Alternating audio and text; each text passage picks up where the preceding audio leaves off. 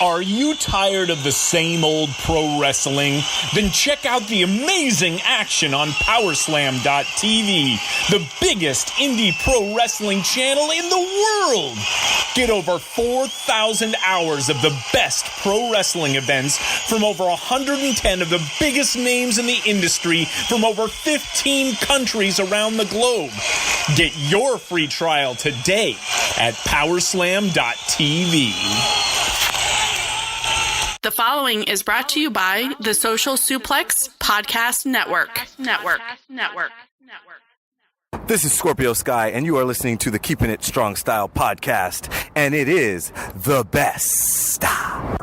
Yo, this is Rich Latta from One Nation Radio. This is brought to you by the Social Suplex Podcast Network. We present to you the Ace of Podcasts, Keeping It Strong Style.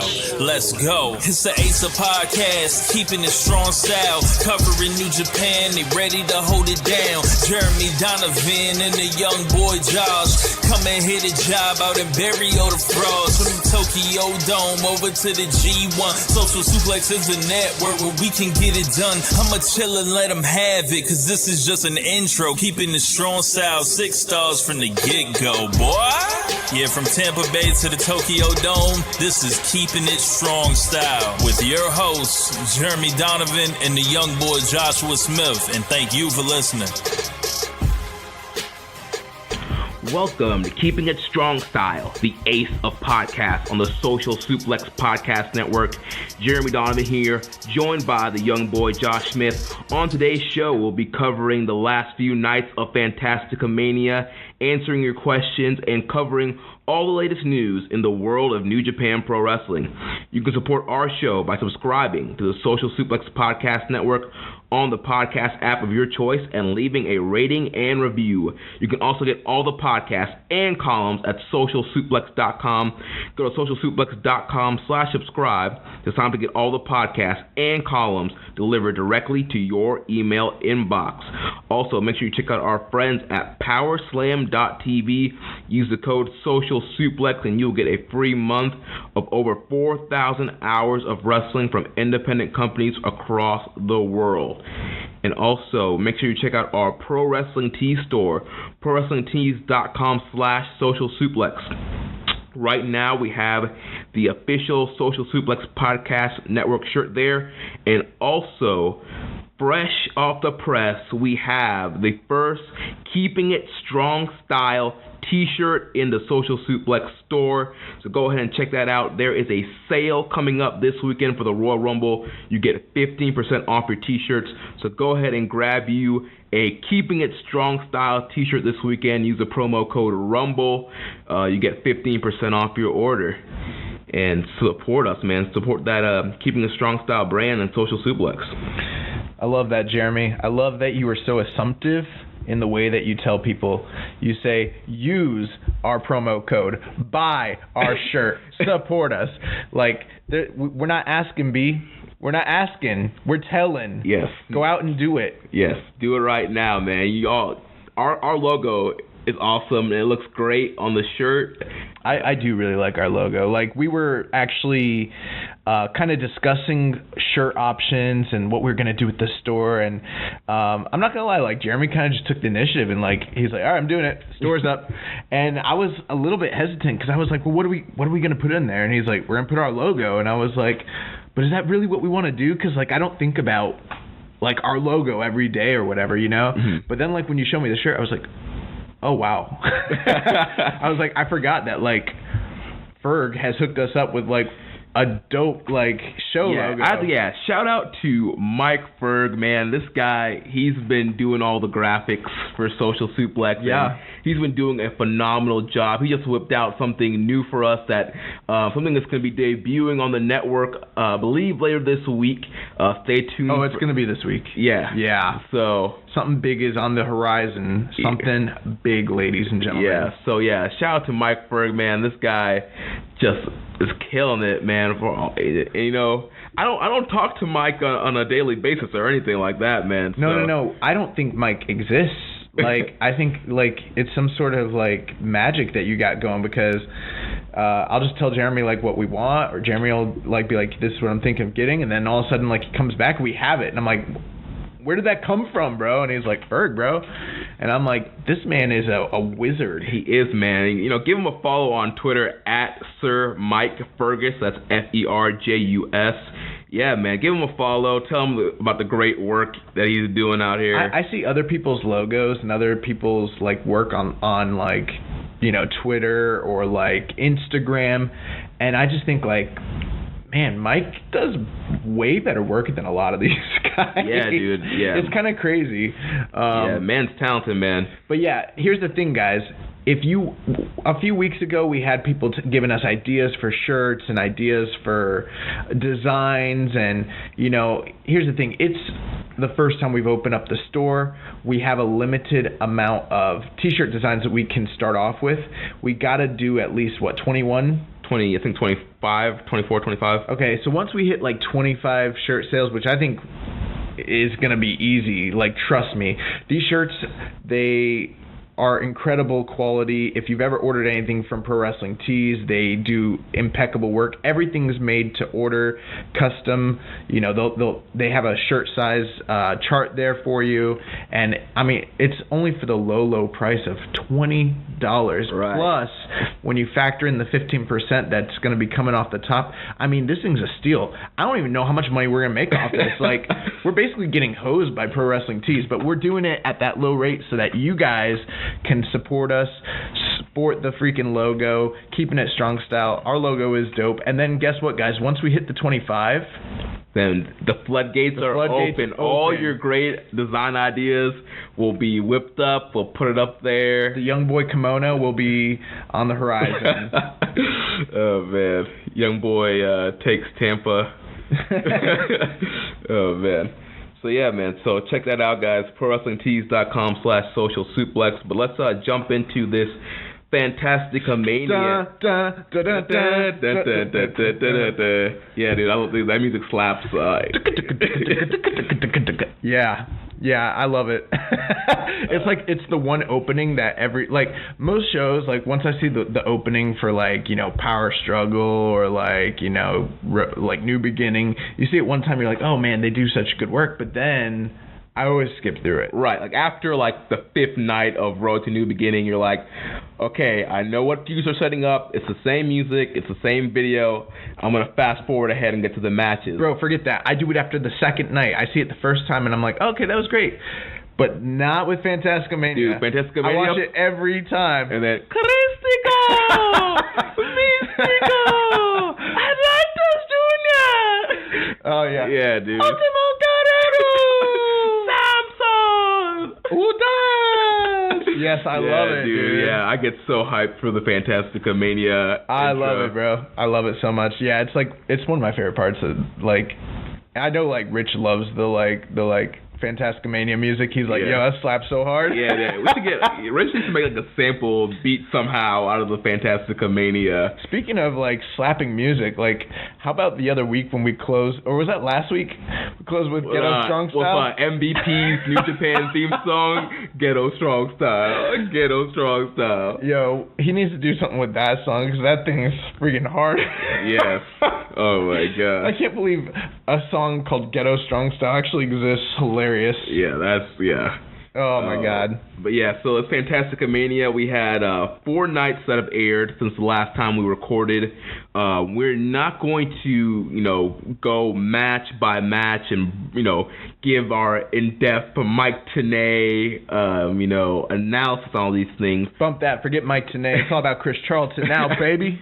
We're going to cover some of the themes throughout the night, some of the highlights, some of the things that you guys should watch, some stories, because, you know, a lot of people, they kind of brush Fantastica-mania off and saying it's not canon. Well, there were some canon things that happened throughout this tour to help kind of set up the New Beginning matches, so we'll cover that. I would put it like this. it's very similar to New Beginning, or I'm sorry, not New Beginning, to Road 2 shows. If you don't watch the Road 2 shows and you just watch the big events, you know, like let's say just the 3 New Beginning shows, and you don't watch the Road 2 shows, you're probably fine. You're probably going to be able to get the gist of most of the storylines. Kind of like how I don't watch WWE at all during the week, but then like I can just watch the video packages, and then pretty much that's all you need for the pay-per-views. Literally, you're caught up. Similar idea. So like, and that was kind of a dig at WWE if you didn't catch it.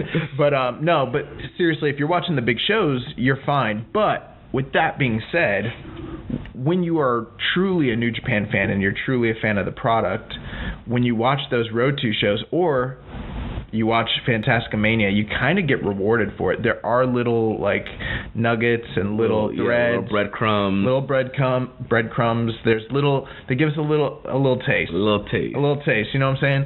So that's always something that's kind of cool. And like you said, like, you know, we're gonna talk about some of the stuff. Obviously, we'll be talking about, you know, Ishimori and Taguchi, and that's a feud that we're leading into. Here's my one thing. There's so many people out there who don't follow New Japan who are always telling me they don't have stories. They don't have storylines. I like my wrestling to have storylines. And it's like, we probably have a lot of listeners who are new to the product from watching, you know, Wrestle Kingdom. Mm-hmm. And our Wrestle Kingdom episode, the biggest, the most downloaded episode of Keeping It Strong Style. Thank you guys. Thank you. Yeah. Oh my gosh. Yeah, so I know we have a lot of new listeners coming in from that. Yeah, so there's people who, you know, criticize New Japan. They're like, oh, there's no stories. But I'm like, there actually clearly is. It's just put in a format that many Western and foreign viewers are not used to. You know what I mean? Mm-hmm. So it's like, how could there not be stories when I'm getting this back behind the scenes and in-ring story between Taguchi and Ishimori, or, you know, Roppongi 3K and LIJ? It's right there in front of you. You just got to put in the time and effort to actually watch the shows. Yeah, it's kind of hard to say, oh, they don't tell stories when you're not watching everything. Yeah, they act like They act like this is like St. Louis, you know, back in the day. Like, who's the guy that just passed away from St. Louis? Medsick. Oh yeah, Larry Medsick. Yeah. I mean, like, that was like a true like sports oriented like product, or like 90s All Japan. You know what I mean? Like, really no stories. But when people are like, New Japan doesn't have stories, I'm like, well, they don't have talking segments. You know what I mean? Right. They don't have backstage promos. Which they do have the backstage promos. I know you've been doing a better job than I have of watching. I watched all of them this year. Watching all of them. You watch those backstage promos. Those are your promos. They cut promos that lead into the stories and develop on for the tour. Right. Yep. And you also get like in-ring promos, and every now and again you'll get, you know, like a run-in or something of that nature, or, you know, what am I thinking of? What's that called? Like someone gets jumped. Yeah. So I mean, that stuff happens, but people act like they're like, oh no, it's just all sports centric. It's like, no, it's sports based, but it's there for you.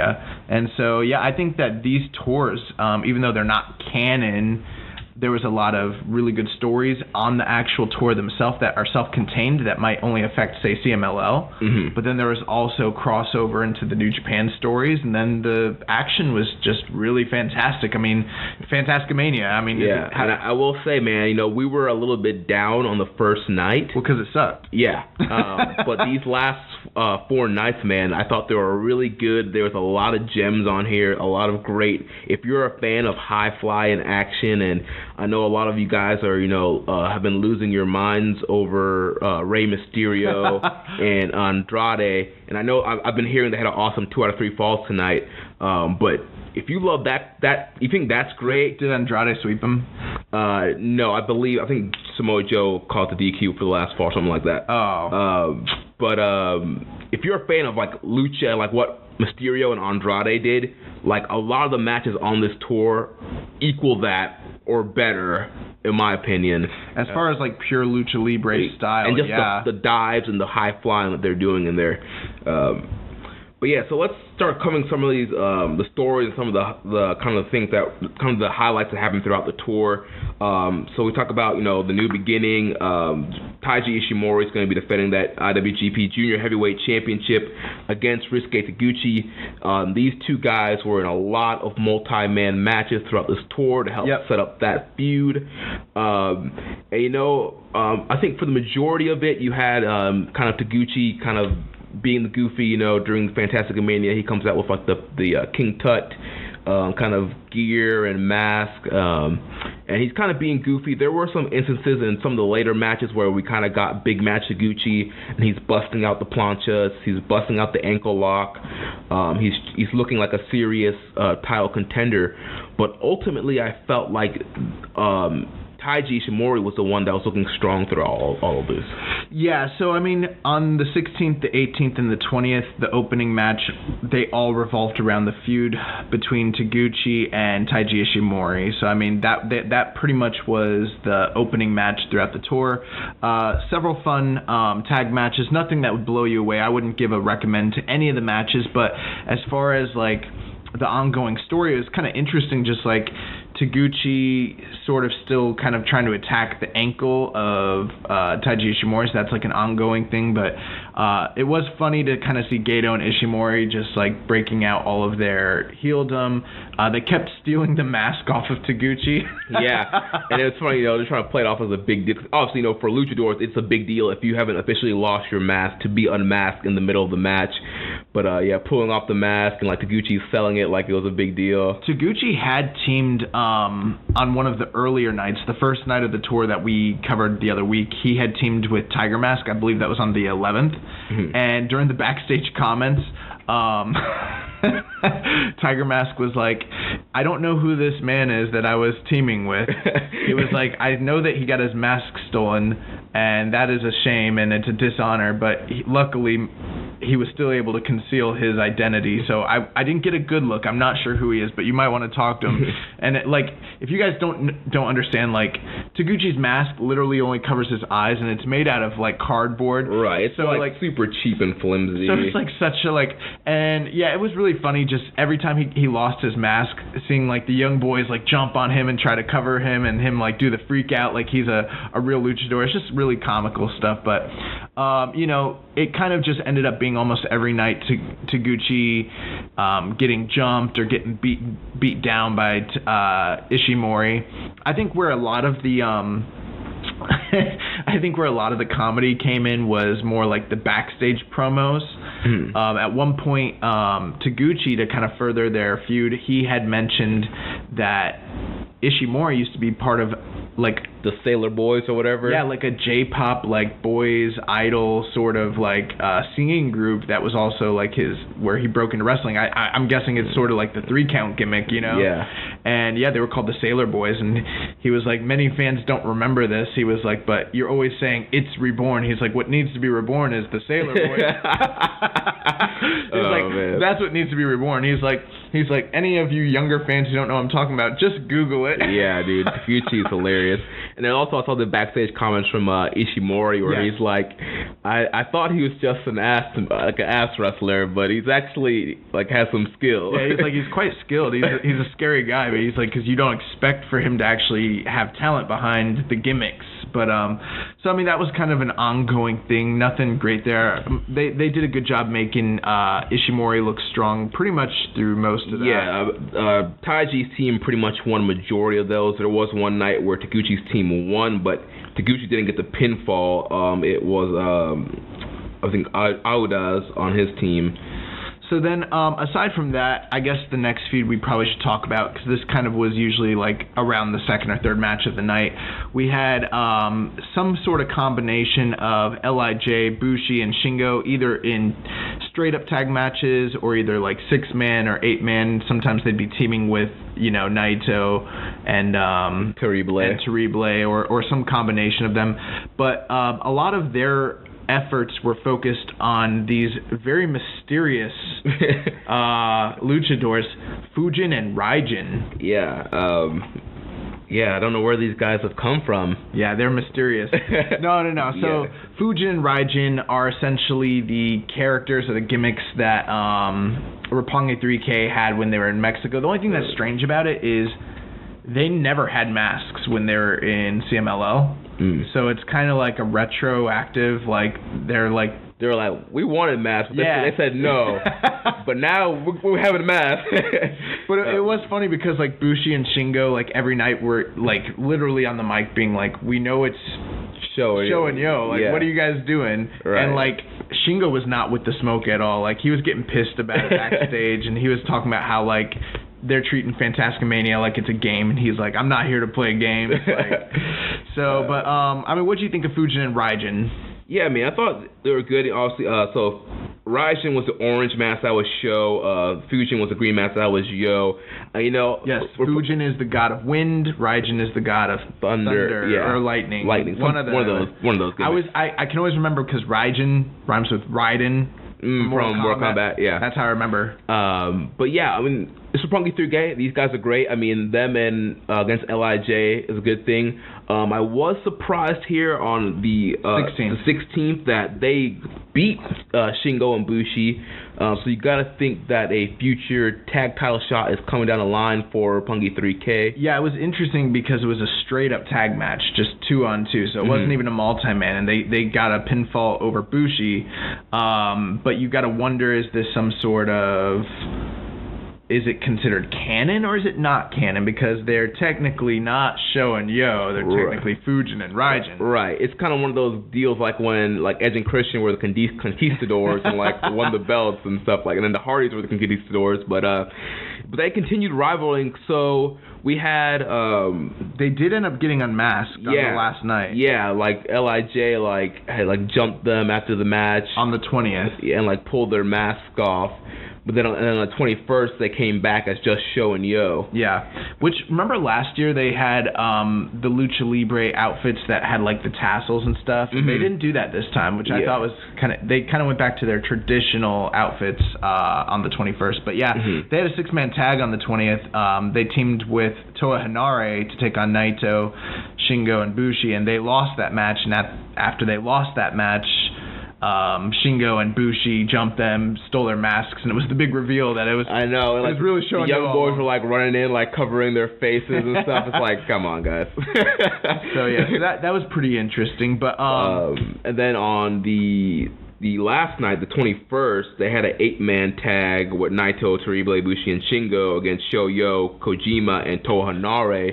Well, before we talk about what happened with that match, I think that we should just briefly discuss all the guys that were in this match together. So there's 2 other storylines that were kind of in play here. So Toa Henare, all throughout the tour, was usually on the opposite side of Naito. Yeah, it looks kind of he wanted to smoke with Ishii during certain tours. Well, it looks like this tour he wanted to smoke with Naito, and majority of the time it would be him and Naito paired off. Yeah, I mean, so, he's the one guy who's, a heavyweight singles who was on the tour, and the whole tour he was talking about how he's just dreaming of winning that IC title. Unfortunately for Toa Henare, he's literally, just a ring, literally just a notch above a young boy. The young lion. Yeah. And Naito actually brought that up a lot during the backstage comments, and he was like, he's like, when you're a young lion and you try really hard, you can get over, but when you have been here a year and you got a gimmick and you're graduated, it's not enough, man. You gotta win. And he's like, and probably beating me in a multi-man is your best bet at making a name for yourself. He's like, so if you want to make your name, try. He's like, but we'll see what happens.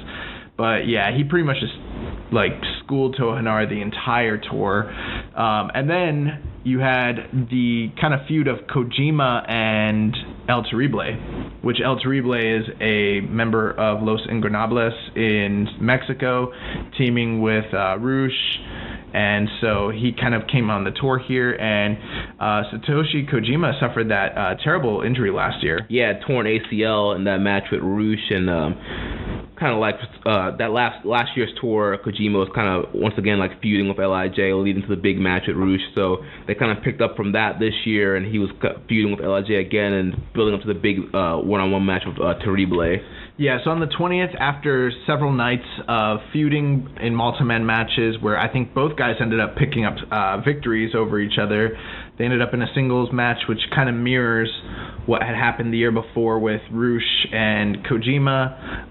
And Kojima was looking for a measure of revenge, and Terrible ended up defeating him on that night. I didn't think much of that match. I mean, what did you think?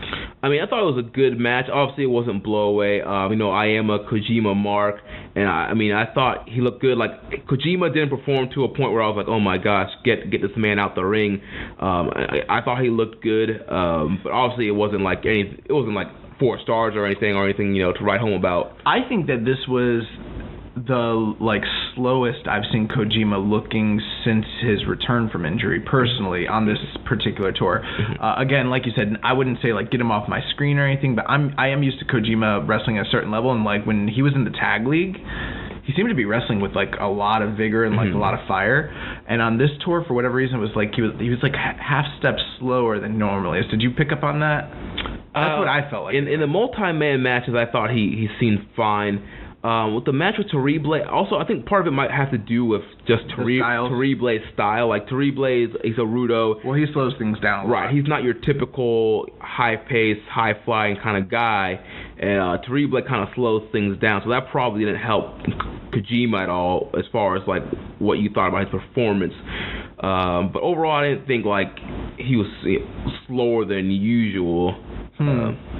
Well, he did end up tasting defeat against Terrible, which meant he was unable to gain a measure of revenge against LIJ for, the sins of the past. However, he was able to come through Fantasticmania without any major injuries. Yeah. So that's kind of like a consolation victory. And so on the final night, they kind of built to this big 8-man tag with Roppongi 3K, Satoshi Kojima, Toa Henare, which again kind of mixing the Sekigun and Chaos guys together to take on LIJ. And this match was okay, and it was starting to really heat up, and it wound up with Toa Henare and Naito kind of doing the finishing sequence that they'd done many nights on this tour, when suddenly, from out of nowhere, Hoodie Taichi comes in. He clocks Naito with the IC belt. Then you have Kanemaru and Desperado coming in to beat up Bushi and Shingo. And then it was just a flashback of New Year's Dash 2017 when Suzuki-gun came. That was 2019. We're in 2019. Yeah, a flashback of what just happened earlier in the month. Or are you talking about when they came back from Noah? Yeah. Oh yeah, that was 2 years ago. Yeah. When they came back in from Noah, Suzuki-gun just raiding the ring. Out of nowhere, was expecting them there because obviously Desperado was the only one on this tour as Namagage, but none of those guys were really there. And so out of nowhere, all these Suzuki-gun guys came out. They bum rushed the ring, clear these guys out, and obviously they're building towards New Beginning, where Taichi is challenging Naito, and then Kanemaru and Desperado are challenging Shingo and Bushi. I did think it was funny on the 11th when they had the first night of shows. Forastero of the Dinamitas, he had teamed with Taichi and Kanemaru, and they defeated Flyer, Jushin Liger, and Teton. And so they're in the back, and literally Kanemaru and Taichi are talking to themselves, and they're like, we don't know who this guy is. They're like, we picked up the victory. He got the win. They're like, we make anybody that teams with us look so much better than they actually are. And then they pass it off to Forastero, and they're like, go ahead. And he's like, hello, New Japan. He's like, I had a great time. I picked up the victory. And they're like, no, talk more, man. But they ended up, basically here on the 21st, standing tall over, Roppongi 3K, Kojima, Henare, and all of LIJ. They beat up all these guys. Yeah. And then Taichi was he cut a promo. Yeah, and apparently, the crowd, they were cheering for Taichi. They were not cheering for Taichi.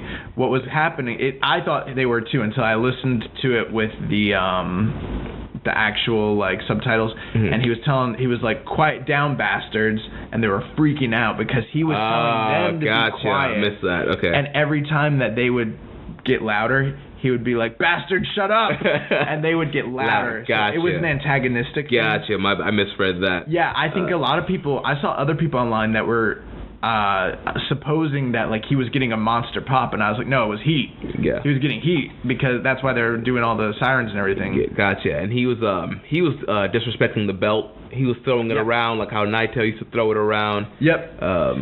But he did cut a promo, and basically in the back he talked about how, you know, he's not the same guy he was a year ago, basically, and he was like saying, actually it was hilarious because he was like, we didn't come here to jump LIJ. He's like, we actually showed up because we made a mistake. We thought that this was the first night of the New Beginning tour. He's like, it was such a mistake that I made. And then Desperado was like, yes, I was so surprised to get the phone call to show up here because I've just been at home for the last 5 days doing nothing. When obviously Desperado is also wrestling on the tour as Namahage, so that's they're treating it that they're actually treating that with way more canon, like that they're two separate people. Yeah, which is kind of hilarious. But you know, they all cut promos on Roppongi 3K. They basically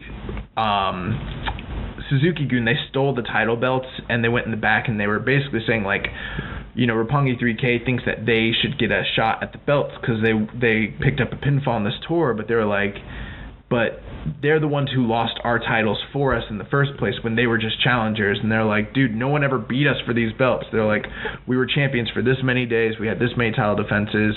We brought prestige to this thing. And what did Roppongi 3K ever do for these titles? What has LIJ ever done for these titles? They're like, literally, we're going to kill all of them. So this was kind of their way to get their heat back on them going into New Beginning. And then Taichi was basically just saying how, you know, Naito considers him to be beneath him and he's belittling him and talking down to him, and he's like, you shouldn't be talking down to me. He's like, you sparked something in me a year ago, and he's like, and I might have been a different person. He's like, but he's like, you haven't faced like me today, basically. Yeah. He's like, I'm a totally different guy. And there might be some truth to that. Dude, honestly, you know, a lot of people are hand-waving the idea of Taichi beating Naito, but I think it's a very high possibility, not getting my official prediction yet, but it's a very high possibility that Taichi can leave the New Beginning tour with that white strap. Well, we were on the Outsider's Edge a few weeks ago, or maybe it was last week or the week before. I think it's like 2 weeks now. We had a spirited discussion with our fellow colleague, Rance Morris. What up, Rance? A.K.A. Ray Cash. A.K.A. Ray Cash, and he is, if nothing else, a bona fide Naito mark. And I mean, like, he was just so... We were discussing this, and, like, he was like, the idea that Taichi could ever...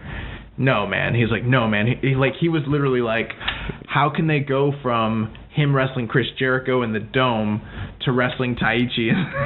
Right, and losing. He's like, literally, they're burying this man almost. Like it's such a step down for him to even be in the same ring as him. And we were basically discussing it, and I was explaining to him. And if you're a longtime listener, or if you are a longtime fan of New Japan, you guys kind of do understand that, like, while Taichi's not everybody's cup of tea, he's not the most wildly popular guy, he does have his supporters. And he has grown on me as a viewer of the product, and I recognize that he is over locally in the Japanese market. Like, people like him, you know what I mean? Mm-hmm. And there's a place for him in the company. And this is, in my opinion, good storytelling because it's circular storytelling. We've come full circle to the feud that started 1 year ago when we went on this whole year-long odyssey between Suzuki-gun and LIJ. It all started with Taichi and Naito. Right, yeah. And so now we're back full circle. And here's the one thing I will say. I don't know if Naito's going to drop the belt to Taichi, but if I was booking and I wanted to get Naito ready for the main event, I might have him lose a screwjob finish to a guy like Taichi.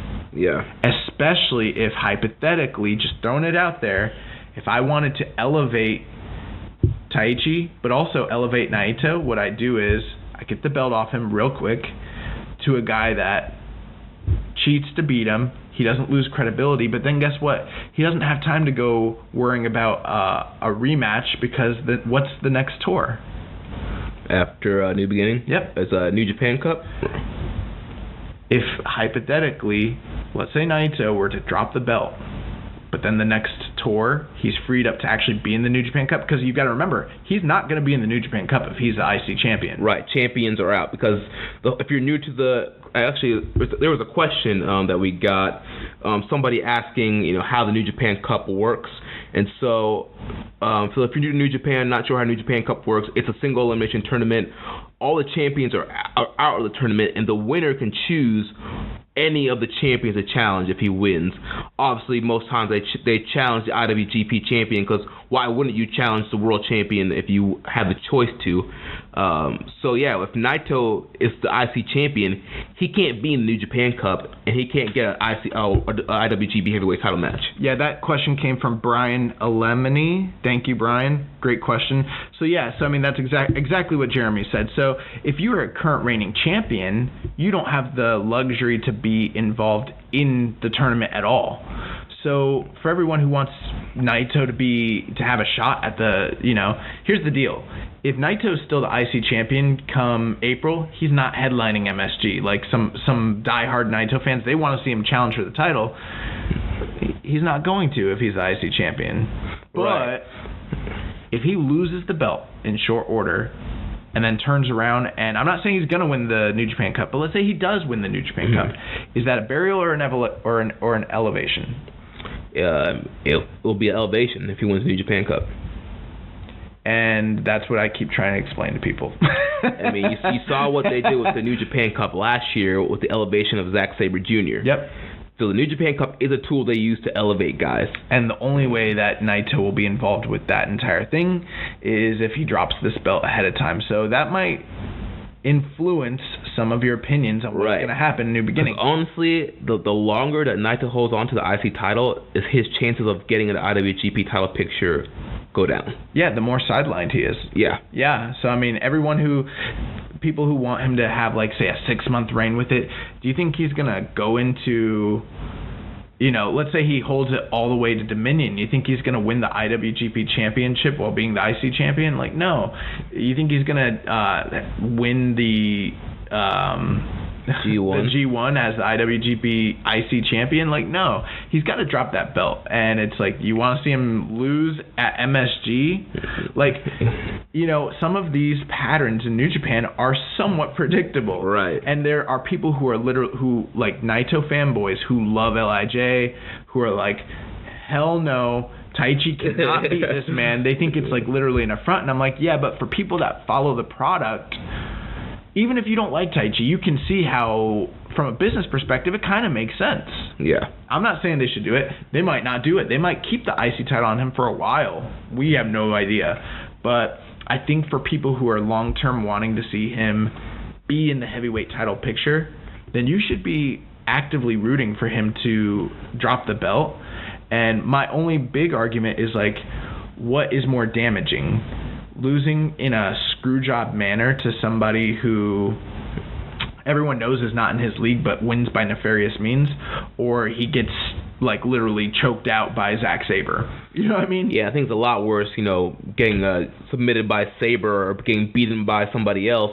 If you do that kind of cheap fluke flash finish, it's like, we know Taichi's not on his level. He cheated. He took advantage of the rules of the referee and stole the belt. And guess what you can do after that?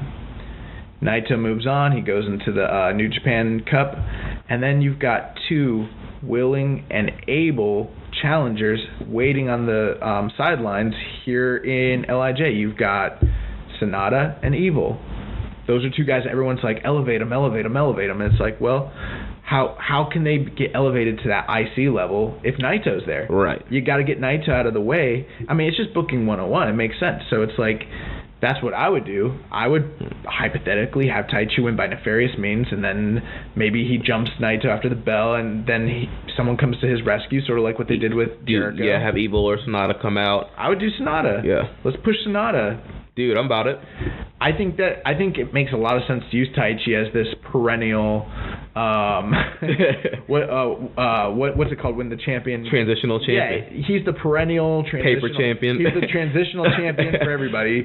He helped get Ospreay over. He'll be the guy that just wins a title for a month every single time just to help get somebody over. Yeah, absolutely.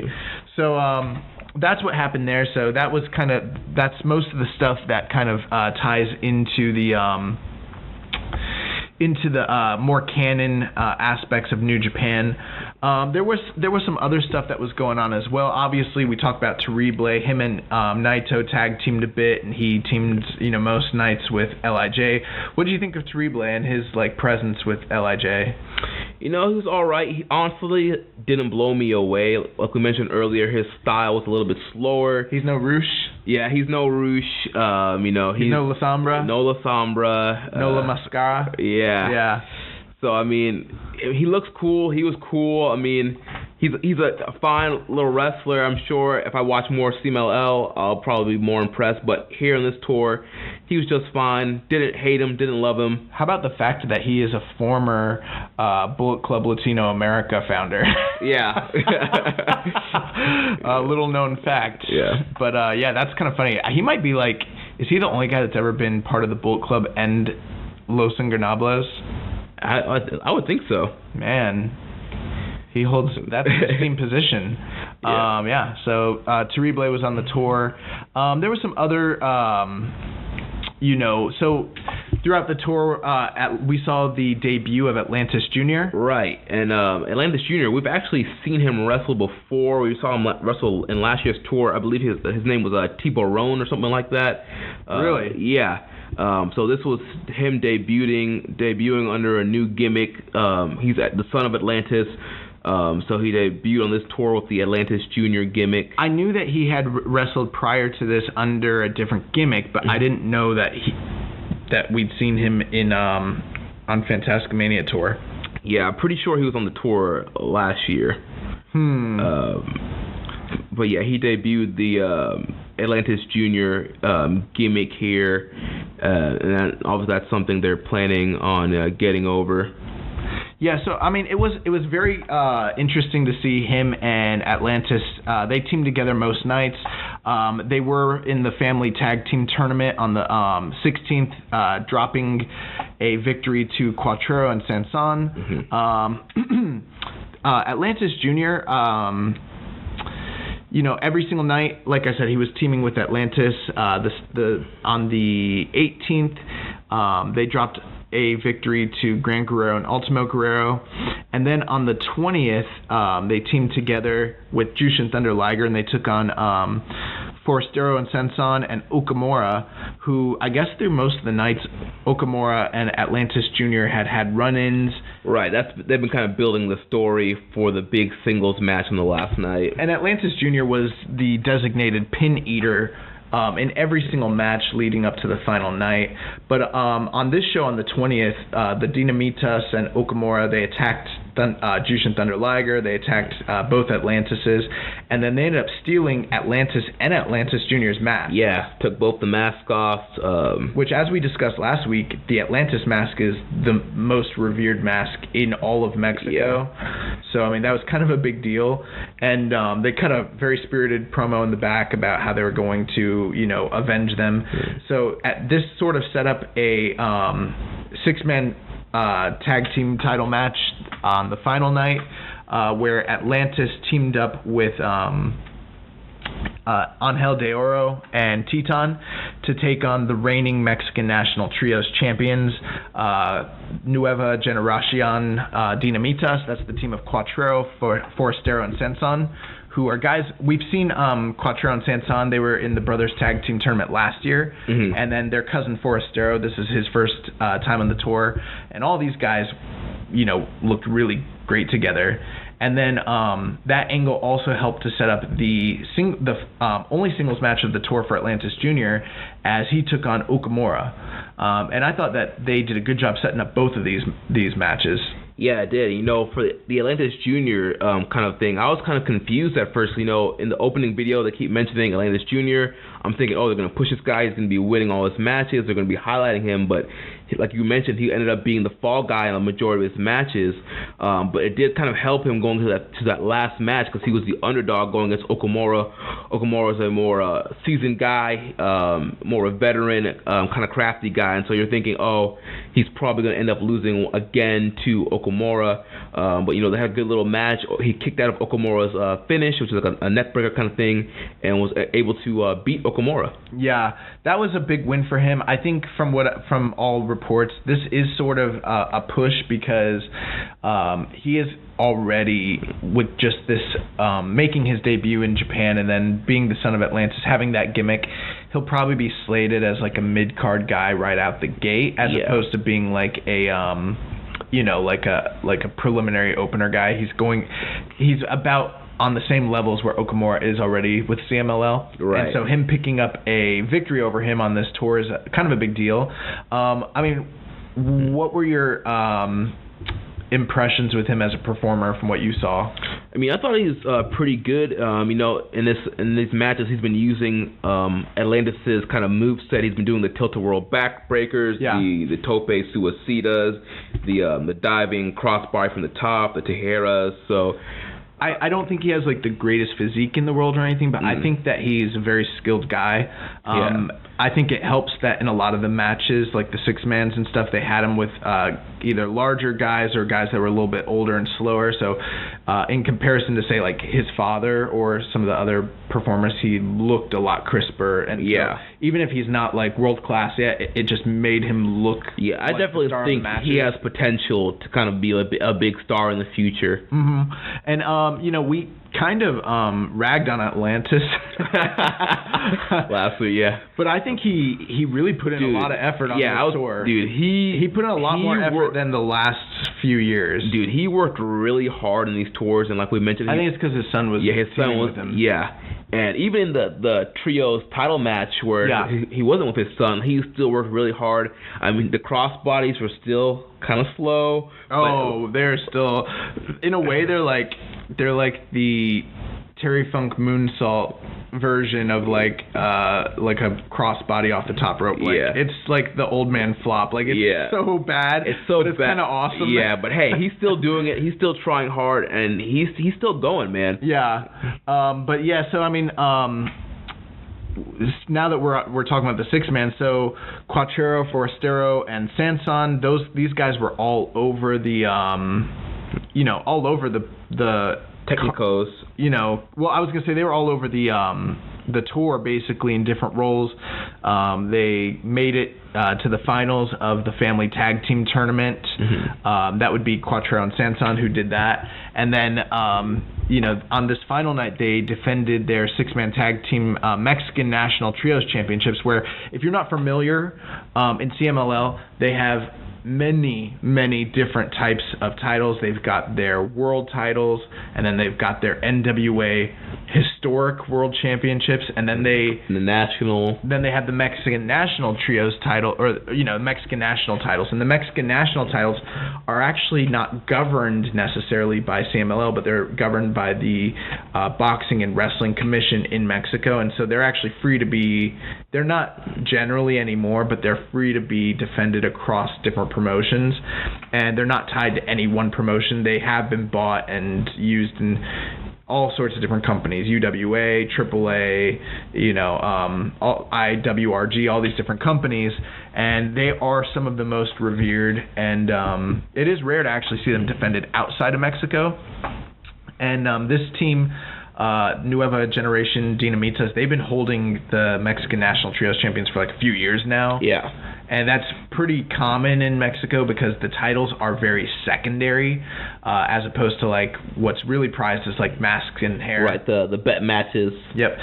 Titles, guys sometimes will hold on to a title for years and defend it a handful of times, just because there's so many of them. They're essentially props.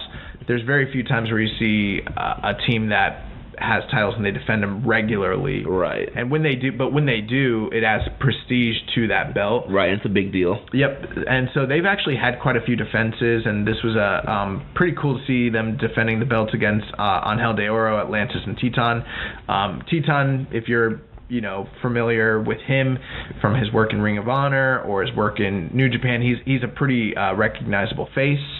And then Angel de Oro, was he still under the mask last year? I I think he was. I think he lost the mask after that tour. He lost it to Cuatrero in a bet match.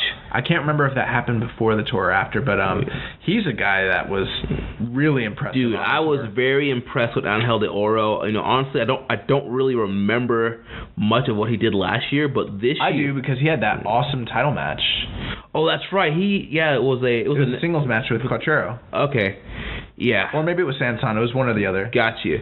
But yeah, I mean, I had to think about that, but like this tour, like I was really impressed with Angel de Oro. This match, and there was a couple other 6-man matches that he was in. He was just all over the place, and doing some great dives and flips, and very charismatic. Without the mask, I think he works. Still works very well. Good looking guy. Yeah. They kept pointing that out. All the girls were wooing. He needs to hit up our good friend Juice Robinson. And hit up the town. The late night cardio, you know what I'm saying? But, this match was pretty decent, but the Dinamitas ended up picking up the win, defending their titles here. Teton... What did you think of Teton? Because I felt very mixed on Teton on this tour. Yeah, I feel like there were some nights where like he was on and like was like the normal Teton that we remember, and then other nights he was just kind of there. Yep. One thing that I did notice when he's cutting promos in the back, like a lot of the luchadors, because it's Mexico and they were like cutting the promos like they were just doing interviews, like in real life, and they would just be like whether they were Technico or Rudo, they'd just be like, "Hello, thank you for having us. We love Japan, blah blah." But like Teton was one of the few guys who was like in character, but like he was cutting promos like he was a heel, but but he's a babyface. But he's saying babyface stuff, and he's like, "We're gonna get you, guys!" Like just like freaking out. Like no other Technico on the entire tour was He freaks out in every promo. Like he has no like levels. He's just like he's like the Ultimate Warrior? No. He kind of reminds me of, he's like a Mexican, like, Technico version of, like, Ahmed Johnson.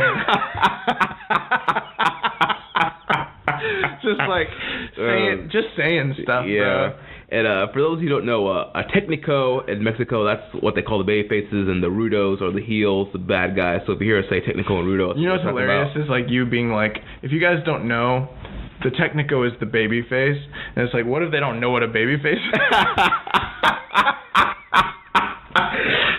You're like using insider terminology to explain insider terminology. Well, if you don't know what baby face is, that's a good guy. And if you don't know what heel is, that's a bad guy. He's a white hat, in case you don't know what that is. So that's real interesting stuff. So, a couple other things that were going on here. So, we had the CMLL, the Family Tag Team Tournament that we've been kind of mentioning. I enjoyed the Family Tag Team Tournament. Yeah, so we mentioned you had Cuatrero and Sanson, you had Atlantis and Atlantis Jr., you had Dragon Lee and Mystico. Those guys are brothers. You had Volador Jr. and Flyer. Volador is Flyer's uncle. And then you had Cuatrero and Sanson. Yeah. Yep, and so we got that family tournament over a series of several nights. It started on the 16th. Cuatrero and Sanson defeated Atlantis and Atlantis Jr., which was a fun little match. I liked the finish where Atlantis Jr. kind of got caught in this thing off the top rope. It was sort of like I don't even know how to describe it. It was sort of like a torture rack, and then he got spun out and dropped. It was pretty cool. Yeah. Dragon Lee and Mystico, who were in the finals of the family tournament, or of the brothers tag team tournament from the year prior, they lost to the Guerreros in the finals. Mm-hmm. Here in the family tournament, they took on Flyer and Volador Jr., which this match on the 16th was probably the match of the night. Yeah. The Dragon Lee and Mystico match against La Familia Real. Yeah. And that was really good. Yeah, it was really good. I mean, you got four great guys in here: Dragon Lee, Mystico, Volador Jr., and Flyer. I mean, all four of these guys are amazing high flyers. Very interesting too to see Flyer and Volador sort of pick up the heel. In that match. Yeah, it's weird seeing Volador kind of do some heel stuff. I was doing some research as we were watching these shows, and it's hard to find accurate information about CMLL and Lucha in general, but it appears that Volador has been like kind of towing the line on heeldom after the stuff with him teaming with Matt Taven, and he's had like previous teams with like Los Ingobernables, and like Rush has come out in the past and said he has everything that it takes to be ingovernable. So he's kind of flirting with the and you can kind of tell with his changed look and his changed attire. So I think he sort of like toes the line between. He's definitely a technico, and there's another guy that he ended up facing later in the tour that's sort of in the same place. So we'll talk about that. But Dragon Lee and Mystico ended up picking up the win here. Of all the matches on the first night or of the 16th, I would definitely recommend that Dragon Lee Mystico match against La Familia Real. In fact, almost every Dragon Lee and Mystico match is worth checking out on the tour. They might be the MVPs of the tour, honestly. Yeah. That was great. And then the tournament finals was on the 18th. Dragon Lee and Mystico taking on Cuatrero and Sanson. This was a rematch of the semifinal that they had during the Brothers Tournament last year. One thing I like is that Sanson and Cuatrero sometimes will pull out like their special attire for like these big shows. The matching gear. Yeah, they had the matching gear on this night. Remember last year they had the old school matching gear where they came out in tights or the trunks instead of tights. Yeah. I thought that was cool. And they had the same masks. Like instead of having their regular mask, they just had the old school like just a white mask with like black eye holes and a black mouth, which was cool. Yeah. So they did something similar to that here, but and this match, I thought that this was maybe one of the top 2 tag matches on the whole tour. Yeah, man, this match was great, and you just have these guys doing all kind of crazy cool dives. You got Sanson Cuatrero getting the heat on Mystico and Dragon Lee, and it's told a great story with these guys. Yeah, I love this match. Yeah, I thought it was great. Dragon Lee and Mystico ended up picking up the victory, winning the family tournament on the 18th. This set up a storyline where Gran Guerrero and Ultimo Guerrero, who had won the Brothers Tournament last year, were angry for being left out of the family tournament because they're like, we're family and we're the previous champions. Yeah. So they basically on the 20th had the family tag team tournament winners from 2018 taking on the winners from 2019, and it was a rematch of the finals from the year prior. This was the main event, Dragon Lee and Mystico taking on Gran Guerrero and Ultimo Guerrero, which they had the match of the tournament or the match of the tour probably last year during their the brother tournament. Yeah, that match was incredible. I thought this was a slight notch below that. I think that this match was actually fairly short and had a slightly slower pace, but the spots were incredible. Yeah, dude, they had so many innovative and creative spots. Just the crazy dives that all 4 of these guys were doing. I mean, even like guys the size of Ultimo Guerrero and Gran Guerrero were doing some very impressive stuff. And then, you had some strong style exchanges with Dragon Lee and Ultimo Guerrero. So yeah, man, this was just another. This is definitely one of the recommended matches of the whole tour. If you're cherry picking this thing, I would definitely recommend watching this one, Dragon Lee and Mystico against Ultimo and Gran Guerrero. So before we talk about the last couple big matches, there's a couple guys I just want to shout out, and we could just talk about very briefly. So some of the guys that weren't necessarily involved in any major storylines, but they were here on the tour. Audaz. Yeah, I was impressed with him a lot. I was impressed with Audaz. Templario, he's another young guy who this was his, I think for both of them, this was their first Fantascomania tours. Templario is a Rudo. He is in the Guerrero stable with Ultimo Guerrero and Gran Guerrero, and I thought that he was impressive on this tour. Who else? I think it's worth mentioning that throughout the tour, Desperado was wrestling under his old gimmick, Namahage. And Namahage, the interesting thing is he lost his mask in Mexico years ago, so again, they're not keeping the canon because he's not really supposed to be wearing the mask. It was funny, a lot of the backstage promos where some of the wrestlers, like Okamura, was like, I don't know if this is the same Namahage. And Namahage was like, I've been in semi-retirement for years. Right, even on commentary, we got a few nights of English commentary, they were talking about how Namahage he came out of retirement to come on this tour.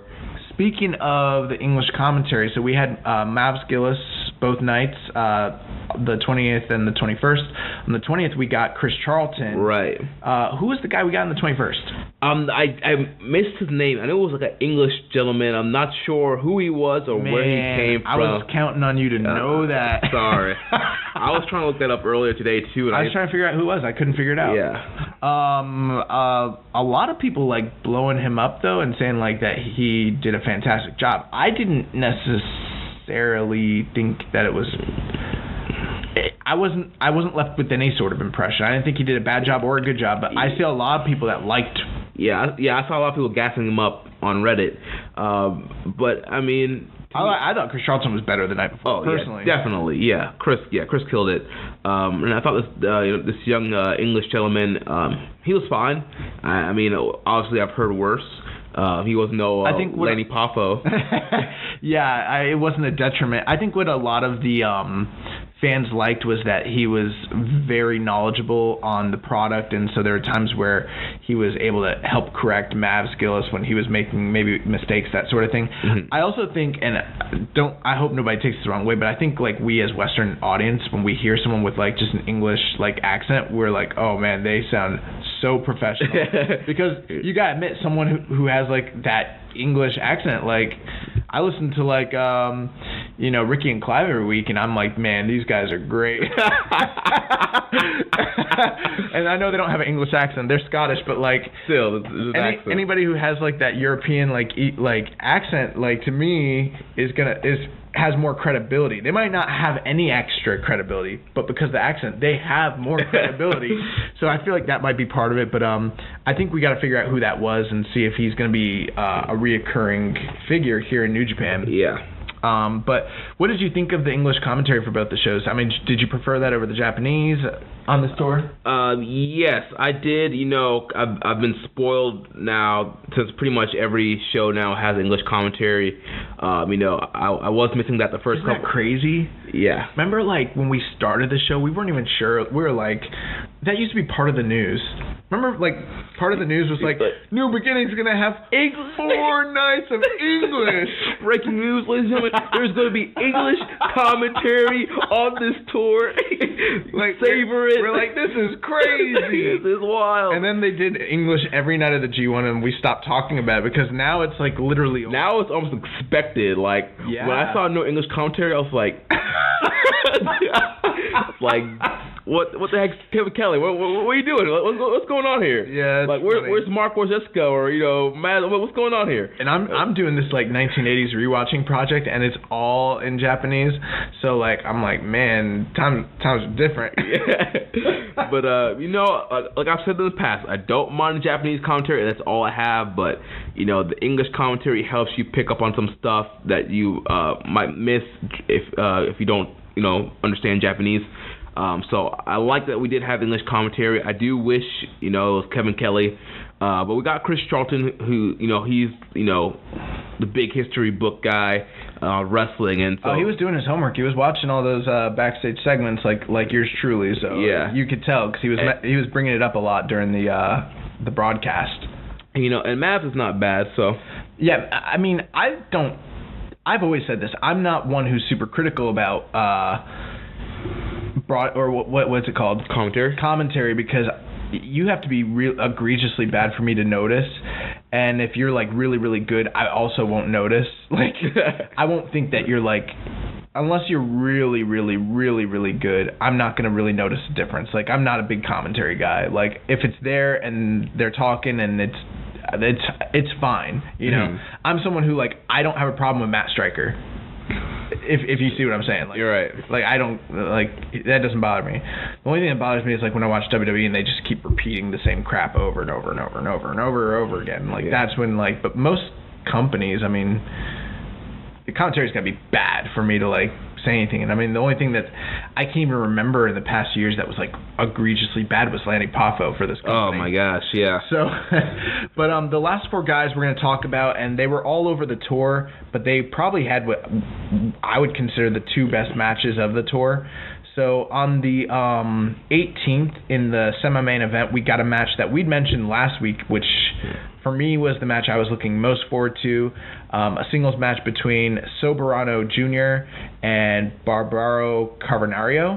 Yeah, man, dude, that match was one of the best matches that night. I would go, definitely 4 stars. Yeah. These guys just gelled together greatly, and Barbaro, he's one of those Rudos that still wrestles with the high pace and high flying style, and he's one of those guys that doesn't care about his body. He's out there doing these crazy dives and like diving, doing a big splash from the inside the ring to the outside on the floor. Yeah. Doing a reverse tombstone like flip pile driver thing. Like, he was doing all kind of like innovative and crazy stuff in this match. So Carbonario wasn't necessarily involved in any major storylines. I didn't really even see much of a build to the Soberano match in general. Mm-hmm. He just kind of was in multi-man matches, but he seemed to be a highlighted guy every night. His act is very over in New Japan, and from what I understand, even though he like was in like the recent tournament finals that they had against Phoenix, and he challenges for belts. From what I've read, they actually portray him as a more over star and a bigger deal in Japan than he regularly gets featured as in, say, CMLL in Mexico. So he's very over in Japan. But he didn't have like a huge role. He did a lot of multi-man matches, but this was his singles match, which I think we've gotten used to having a Barbaro Carbonario singles match on the Fantastica Mania tours, and I thought Soberano Jr. was a great guy to have him go against. Yeah, Soberano was a guy that got a lot of criticism during the Super Junior Tag League. A lot of people were not impressed by his performance here, but during this tour, and specifically in this match, I thought Soberano looked great, and I think it was definitely one of those situations where he's just more comfortable wrestling against another luchador and wrestling that lucha style, and he was phenomenal in this match, doing all his dives and the Fosbury flops and all the stuff that he was doing. I think, and I said this at the time, I don't even know if necessarily he was that bad on that junior tag tournament. Like, yeah, he had some botches. Like, he was having issues with like the ring ropes and landing some of his moves, and maybe there might have been some confusion between working like working the left versus the right side versus the right, that sort of thing. But I was always still impressed with him. I see a lot of talent in him. But and if you remember when we were doing those shows, I was like, dude, this guy is great. I've seen him be great. I've seen him in CMLL be great. I saw him during Fantastica Mania last year. I remember he was like one of the most impressive guys to me last year, being a young guy. And I was like, dude, to me, he's more impressive. And I got some flack for this, but I was saying at the time, he was more impressive and interesting to me than Robbie Eagles was. Yeah. On that tour. And everyone's like, Soberano's the worst guy. And I'm like, no, he's not. And I could still be corrected on the jury's not out on Robbie Eagles. I'm not down on him, but I just didn't. Like, my whole thing was this.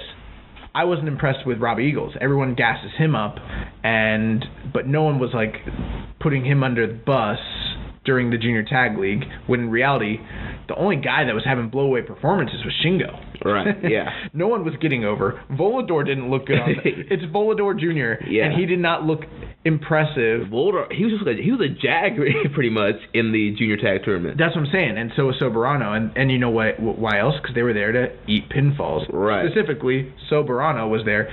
Imagine a guy doesn't get over. He gets beat almost every night of the tour. You think he's going to get over? Of course not. Yeah. But on this tour, Soberano looked every bit like the shining prospect that he is, and this match with Barbaro Carbonario was awesome. Yes, I love this freaking match. It's the one match that I would say, like, maybe give it a rewatch. Now, I always feel kind of funny rating Lucha because I don't watch enough of it, and I feel like I don't have a good enough gauge on it. But I feel like I would probably go about 4, just like you. Mm-hmm. But to me, a 4-star Lucha match in some ways is more dynamic than some like 4.5-star matches that are like your traditional Western style. Like, because especially on a tour like this where we're seeing all these flips and all these dives and everything crazy, you get like a really good solid 4-star match that has like elements of storytelling and drama and all that. This match was awesome. And maybe we're wrong. It could be better than that. I mean, I'd be interested to see like what someone like Cubs fan thought about the match or rated it. Like, because someone who's more familiar. Because again, we'll admit we're not like the most knowledgeable lucha people. Right. We're not watching, Arena Mexico every Friday night or anything. We catch some stuff from here or there, but I don't watch Liga Elite or I'm not watching AAA, even though I heard AAA just got a new streaming deal or something like that. It's funny, like growing up as a kid, anytime I'd flip through to the Spanish channel and AAA was on, I would watch it. But yeah, it's not something that I would too, but I was always confused. Yeah, like they're talking like the ring is 6-sided. It's before Impact. I'm like, the ring is 6-sided. Like, got all these horns going on. Like, why is there so many clowns and midgets? I don't understand. Yeah. I remember one time I turned it on and they were wrestling in that dome cage that TNA ended up adopting, and I was like, what is this? This cage is weird, man.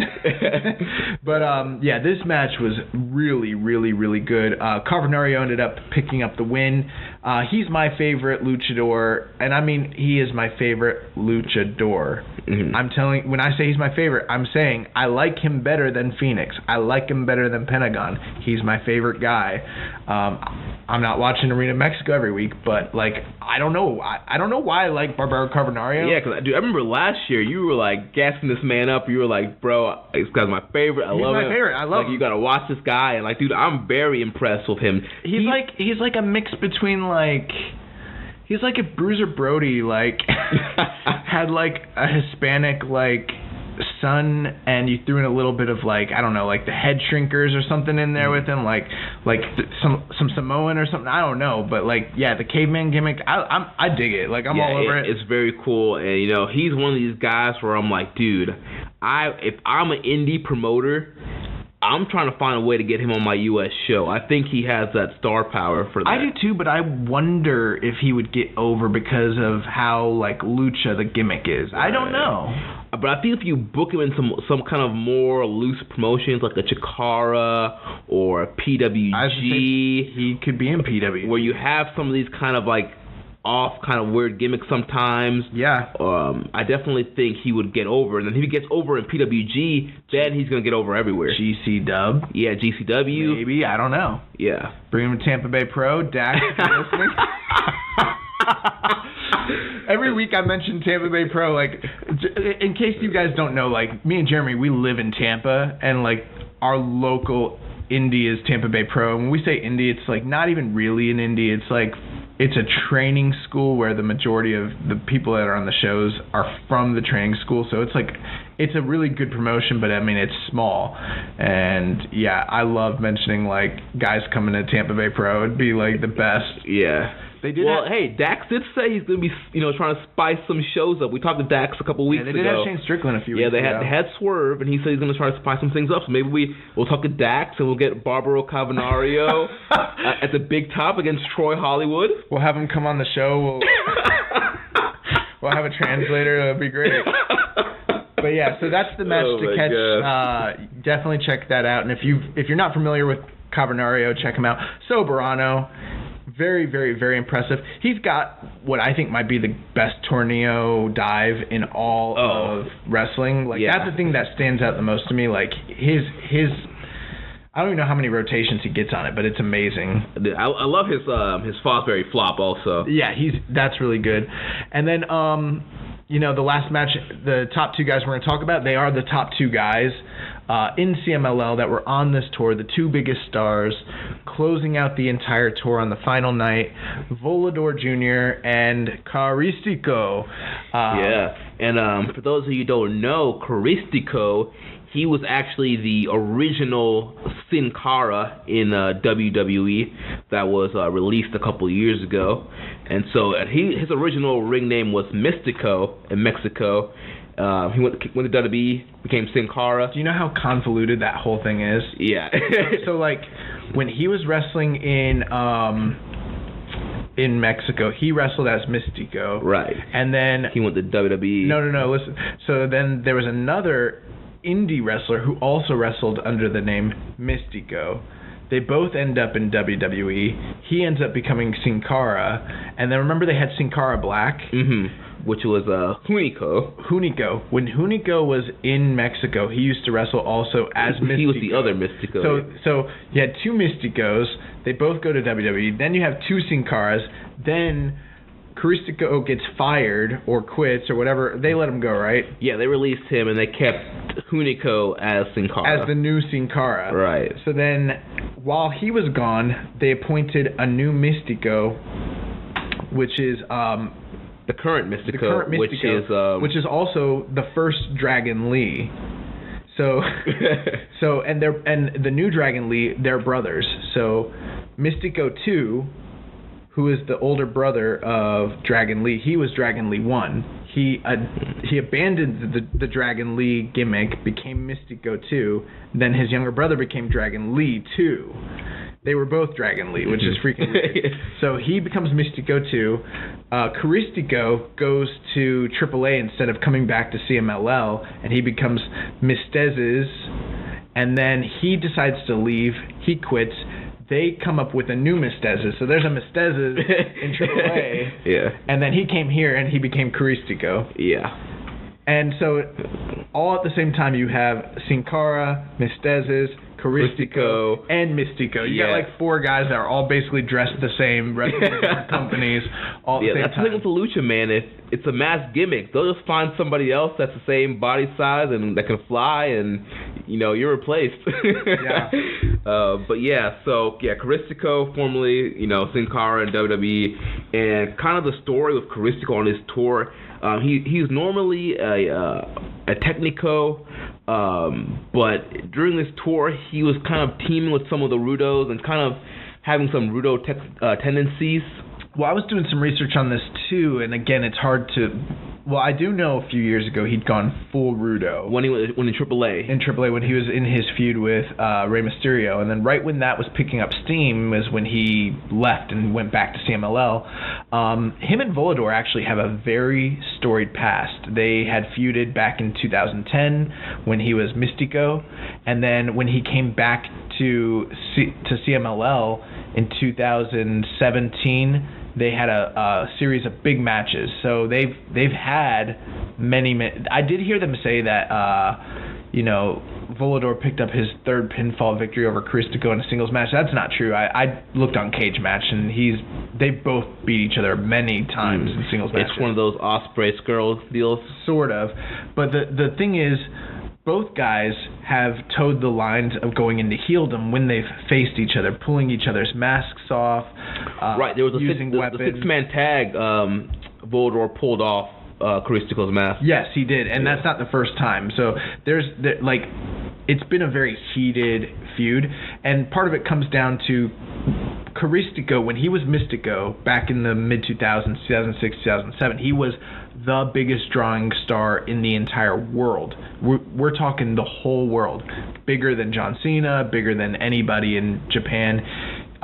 He won the Wrestler of the Year in Observer that year. So, he was a big, big, big star. That's why it was a big deal when he came to WWE. And when he left, Volador was the man who they chose to replace him. So he was like the new ace. So at this point, these are like 2 of the biggest stars still in CMLL. And so them kind of having the history and then also being the level of stars that they are, this was a great close out the tour, and delivered here. They really delivered. Yeah, and part of that whole backstory kind of play on this match. They were trying to one up each other. Like you would have Caristico do a tope con hero, and then Volador would do one. You would have Caristico do a suicide dive, then Volador. They were like going back and forth trying to one up each other to see who could do the move better. My only complaint about that was this, and maybe I'm off base, but every time I watch 2 out of 3, there was no 2 out of 3 falls matches on any of this tour, and the way that they worked this single fall match to me felt like they were in the 3rd fall, and so it was almost like they were using the psychology and pacing of a match that already had the 2 falls pass, basically. Mm-hmm. So what you're picking up on there, Jeremy, where like they were trying to one up each other. You notice how they did so much selling after every time they would do it too? Yeah. That's like how they do a lot of the 3rd fall matches, but usually it works better because the first 2 falls are quicker. You've watched the first 2 falls. Yeah, and they've like already exhausted themselves. Mm-hmm. So by the time the 3rd fall comes, when they're hitting each other with these big moves, and then you notice a lot of times they go for a pinfall immediately, which I like that when guys go for pinfalls, after hitting big moves. It makes sense, but I felt like my one retraction from this match is I felt like the pace being slower works better in the context of a 2 out of 3 falls match than it did being, since it was a single fall match. I would have liked to see Volador and Karisto go. And, I like selling, but I would have preferred them to do a little less selling and to work a little bit faster pace. Yeah. They were doing the epic main event style of CMLL, which I get why, but I felt like they needed to go a little quicker. But But with the amount of crazy spots they were doing, you can't really complain too much about this match. They were really, really, really putting on a show. Yeah, dude. They were doing a lot of innovative spots, a lot of creative dives and moves, a lot of creative Hurricane Ranas and stuff, Spanish flies, you name it, they were doing it. I did like at the end when Karisto went for the La Mystica. Yeah, the La Mystica, which is like a tilt-a-whirl into a Fujiwara armbar. And they were fighting for that, and I really thought he was about to get Volador out of there, and then Volador rolled all the way through to the ropes, and then a few moments later hit Karisto with the top rope Spanish fly for the win, and I thought that was a very good finish. Yeah, that was a great finish. I love that the Spanish fly actually being used as a finish, especially off the top rope. Yeah. I thought that was cool.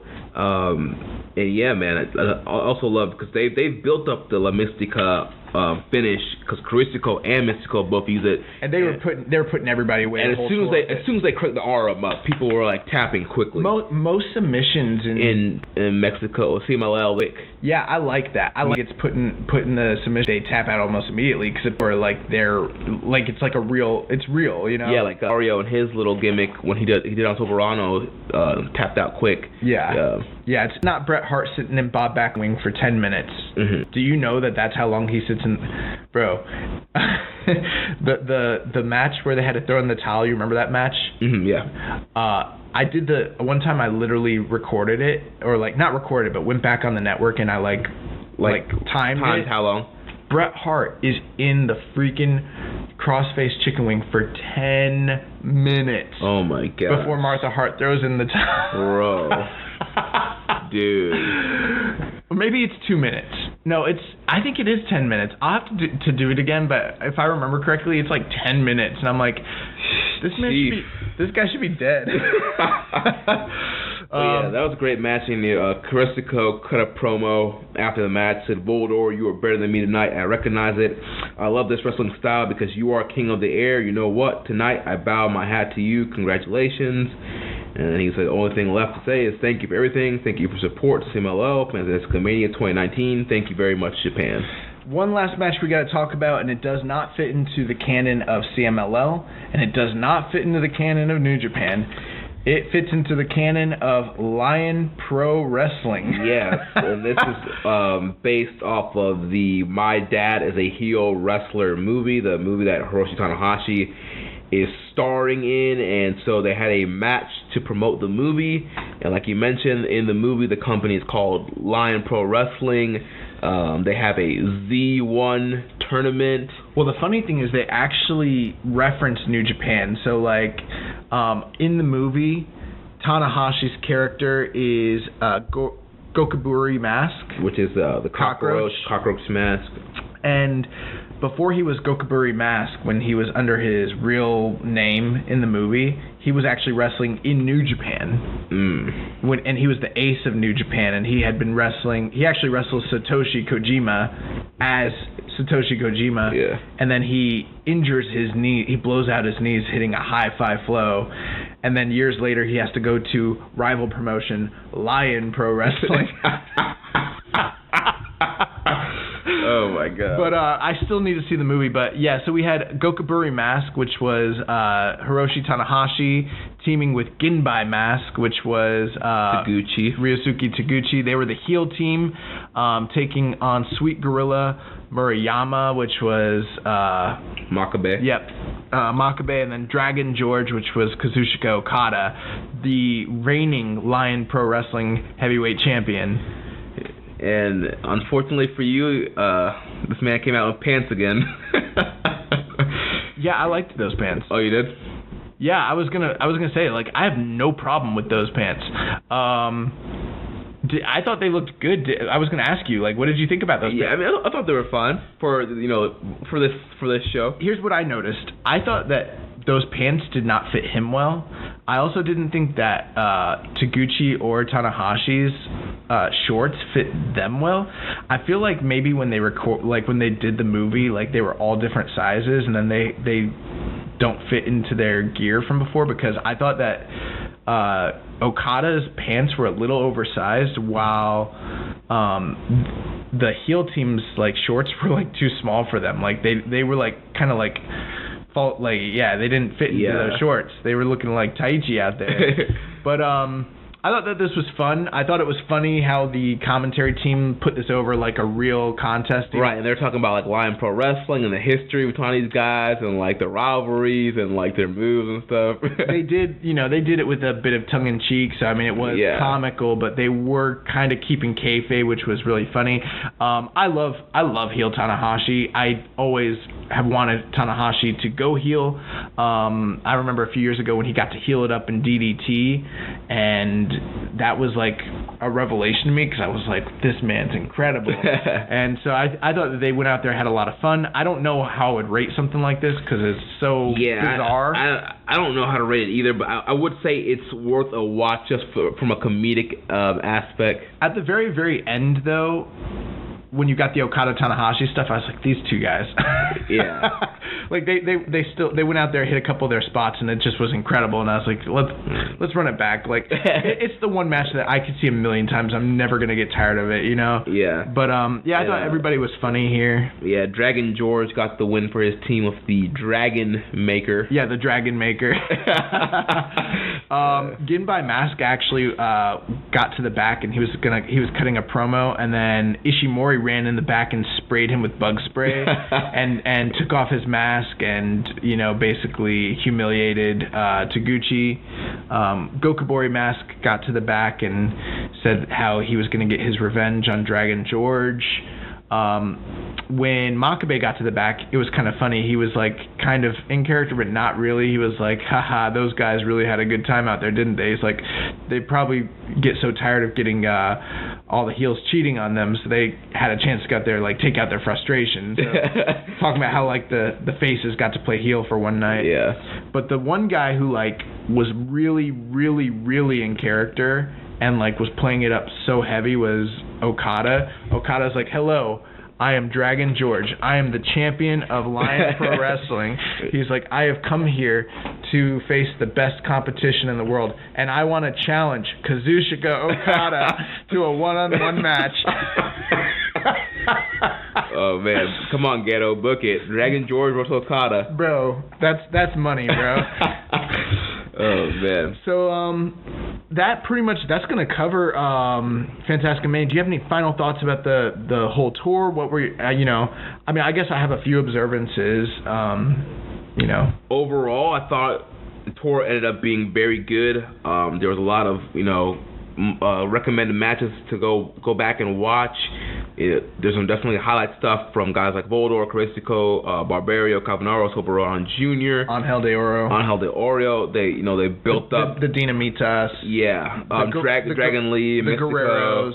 Yeah, they built up the IWGP Junior title match. They built up the Junior Tag title matches. I forgot to mention Dragon Lee on several nights mentioned Hiromu Takahashi and saying he was waiting for him. At one point, he cut a promo in the ring where he was like, I only have one thing to say, and he was like, Moto, and I was like, yeah, bro, like I got chills, like I got a little bit teary-eyed and then he was like, Takahashi, I'm waiting for you, and I was like, ooh.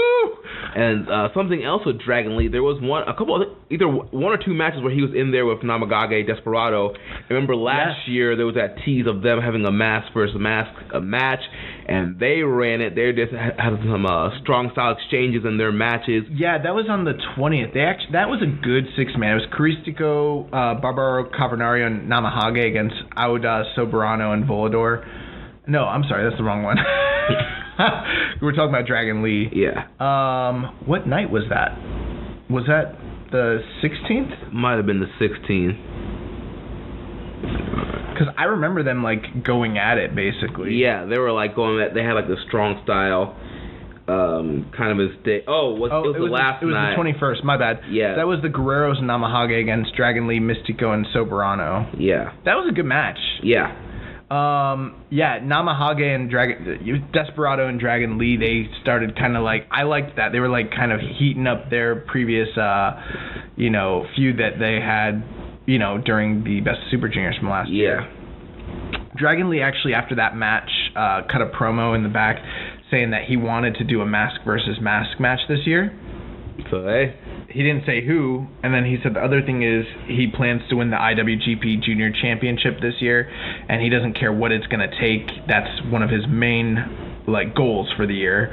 And then Mystico was like, Euphoria, I'm coming for your mask. And I was like, dude's not even on the tour, bro. That was the one time someone mentioned anything outside of the tour, which was interesting.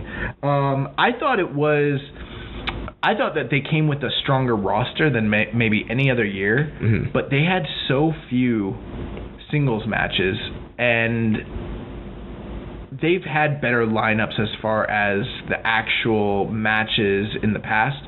I thought that even though the tour was enjoyable, there was very little that was blowaway. Last year, I felt like we had some nights that were really good, where there was multiple title matches, multiple big matches. This year, there was there was one six-man title match, and then some good singles matches. But I did think that even with the better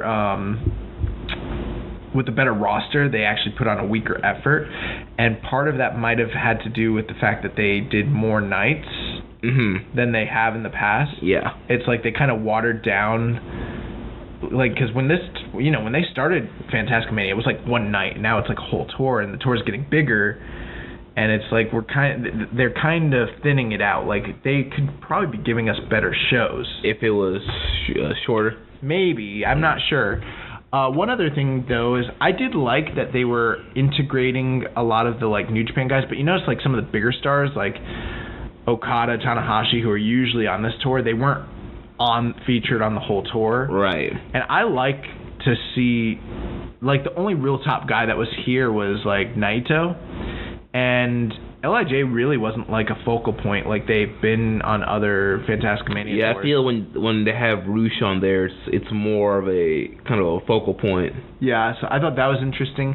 I would personally like to see, going forward, if they're going to keep doing Fantastic Mania tours, I would like to see more of an element of what we see with the Ring of Honor, Honor Rising shows, where they do New Japan and CMLL guys. They used to do that on these shows. That's my one knock. They used to do a lot of singles matches between CMLL and New Japan guys, big matches that were kind of cool, that were dream matches.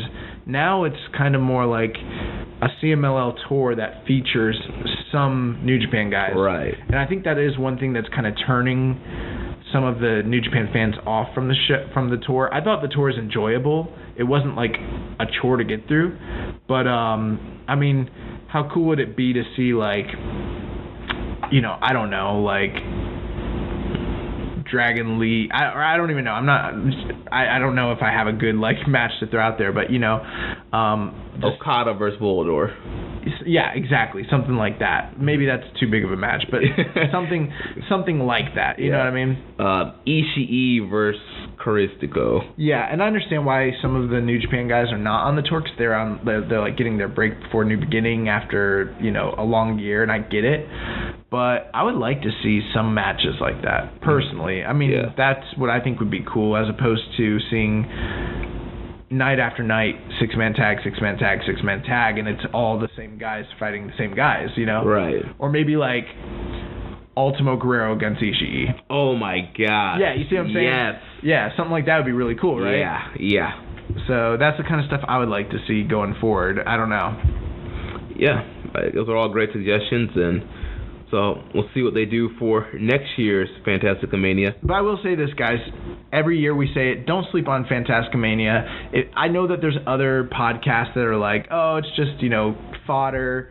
Or, there's other, reviewers who are saying, oh, it's just, you know, something you just put on in the background and, you know, you kind of pass by it, and it's like, well, these are the most talented, like, luchadors in the world coming to Japan and putting on, like, a really cool show with a really cool atmosphere. The fans love it. And I'm telling you, like, if you just open up your, like, mindset and watch it and give it a chance, you'll be really impressed. And they are fun. They weren't as fun as they usually are, though. Did you notice that? Yeah. That's one other thing. Usually they do more goofy stuff. This was a little more of a serious tour. Yeah. Like, they didn't do as much fun stuff. There was a spot I liked where they kept it was Taguchi. Taguchi had his back turned, and I don't remember who, or maybe it wasn't Taguchi. Somebody had their back turned, and they kept doing arm breakers, their partner. Oh, it was Taguchi. I forget who he was tagging with, but, like... It was Kushida. Yeah, he was sitting there waiting to get the arm, and then, like, he would accidentally, like, grab his partner's arm. Then Ishimori turned it around because Taguchi wasn't looking, and he got Kushida's arm, and he put it over Taguchi, and Taguchi did, like, an arm breaker. It was so funny, man. So, yeah, there was some goofy stuff, but they didn't have as much fun, I would say, as they usually do, which I kind of like that. Yeah. I would like a more mix of a little bit more fun and a little bit more big time matches. But overall, I thought it was good. Yeah. Good stuff there. So that's our thoughts on Fantastica Mania 2019. Now we're going to jump into questions. So the first question we have here is from Reddit user Yortex. And he asked, if you were to pick one member of the CMLL roster who isn't Dragon Lee to be in the best of the Super Junior this year, who would you pick? That is a seriously tough question. I'm going to defer to you. I'm going to go with Angel de Oro. That's who you'd like to see in the best Super Juniors? Yeah. Why? I was really impressed with him this Fantastica Mania tour. I think he does a lot of cool-looking dives and high-flying maneuvers, and I just think he would be just a great addition to the Best of Super Junior lineup. Yeah, I would agree with that. My initial pick personally would obviously be Cavernario, and he has been in the Best of the Super Juniors before. It was like 2015, but I think he might be too big at this point for that. That's what that's one of the reasons why I didn't say him. It's like, because I'm looking at him, I'm like, I feel like he could be a heavyweight. I'm not sure if he fits the junior weight limit. Well, you know, like in Mexico, they have like 6 weight classes, but everyone's in every weight class. Right. So it's not real. Like, it's really weird. But, no, if I had to pick someone, you know, I would say at this point maybe Mystico. Oh, yeah, that's a good, yeah. I think he'd be a good guy because recognizable character, recognizable mask. Obviously, it's not Caristico, but maybe that'd be a good way to kind of give him more exposure over here. And he's a really impressive guy. So if I wasn't going to go Angel de Oro, that's the guy I would pick for the Best Super Juniors. I think I think it would add prestige as well as just be good for everybody all around. All right, Reddit user Templar235 says, Templario? He says, any of the Fantastica Mania crew you'd like to see more of in New Japan this year? Angel de Oro impressed me a lot. Yeah, I think we've been singing his praises. I think a lot of people are obviously very impressed with him. I mean, I'll start it off. I mean, the one guy that it's likely we'll see a lot of, hopefully, Dragon Lee. Yeah, I mean, we do see him probably a little bit more than most of these guys, but I mean, I would love to see him more in New Japan. Also, like you mentioned, Mystico, I think would be another great addition to see, and obviously, you know, Barbario Cavernario would be a great guy, Angel de Oro, Caristico. We're going to get to this in the news, but obviously there's big news surrounding Rush, which he was not on this tour, but he's one of, if not, maybe the biggest star currently in CMLL, and there's some news happening with him and recent signings in the U.S., and there's a very likely possibility we may be seeing him work more New Japan dates moving forward, and that could possibly even be a G1 competitor. Dude, that would be awesome. So Rush is another guy that I'd like to see more of. He's a star, so Reddit user Zero Pi, what do you think the main event will be for the G1 Supercard if no members of the Elite will be at the show? Well, I think right now the rumored main event, and I don't know how it's going to shake out and how we're going to get there, I don't know, but the largely rumored main event is Okada Tanahashi. Yeah, that's the main event I've also been hearing as a rumor.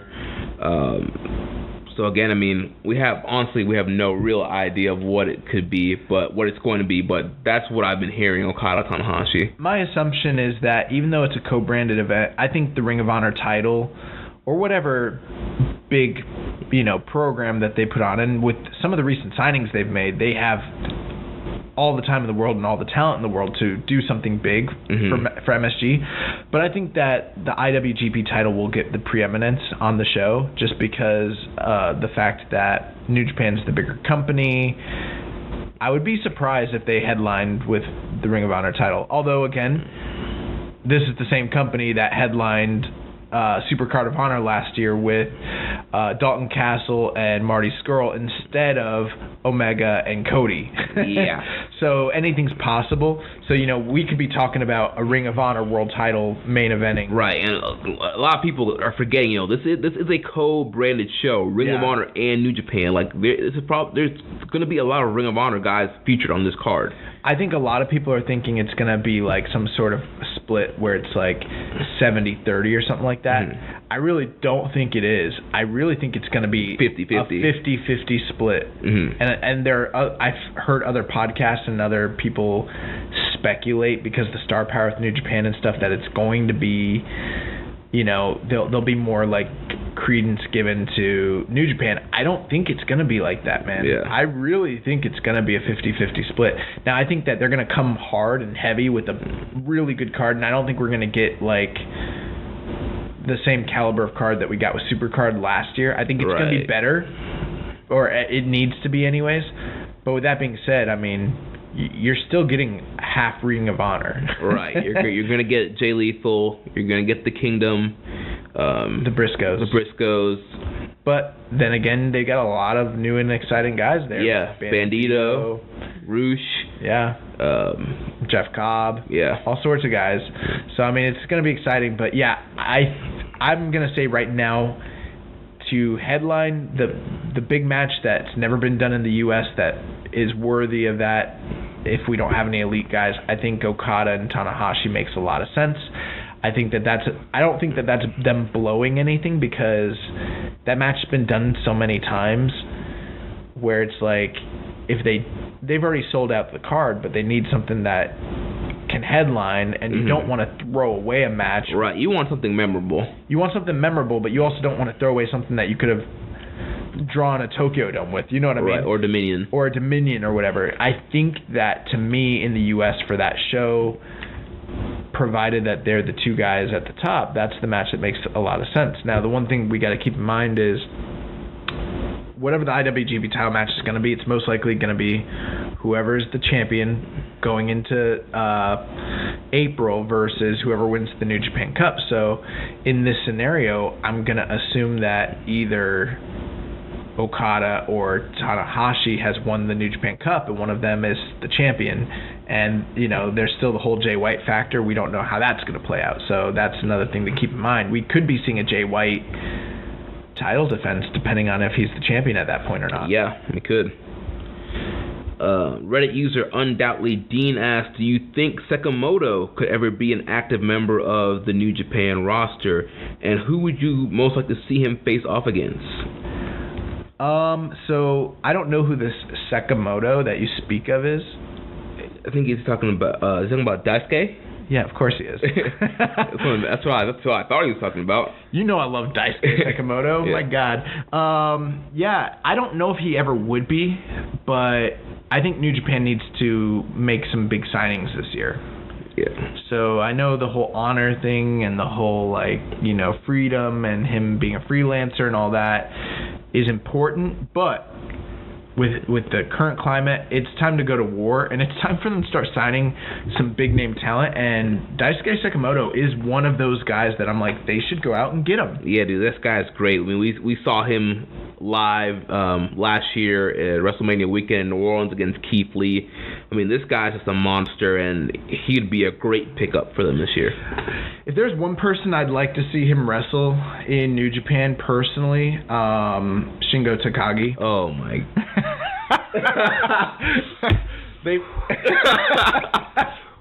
zip the jacket, man. It's getting hot here, dude. Daisuke and Shingo, man. They've had one singles match. Well, it was just once, and it was 2006 or 2000.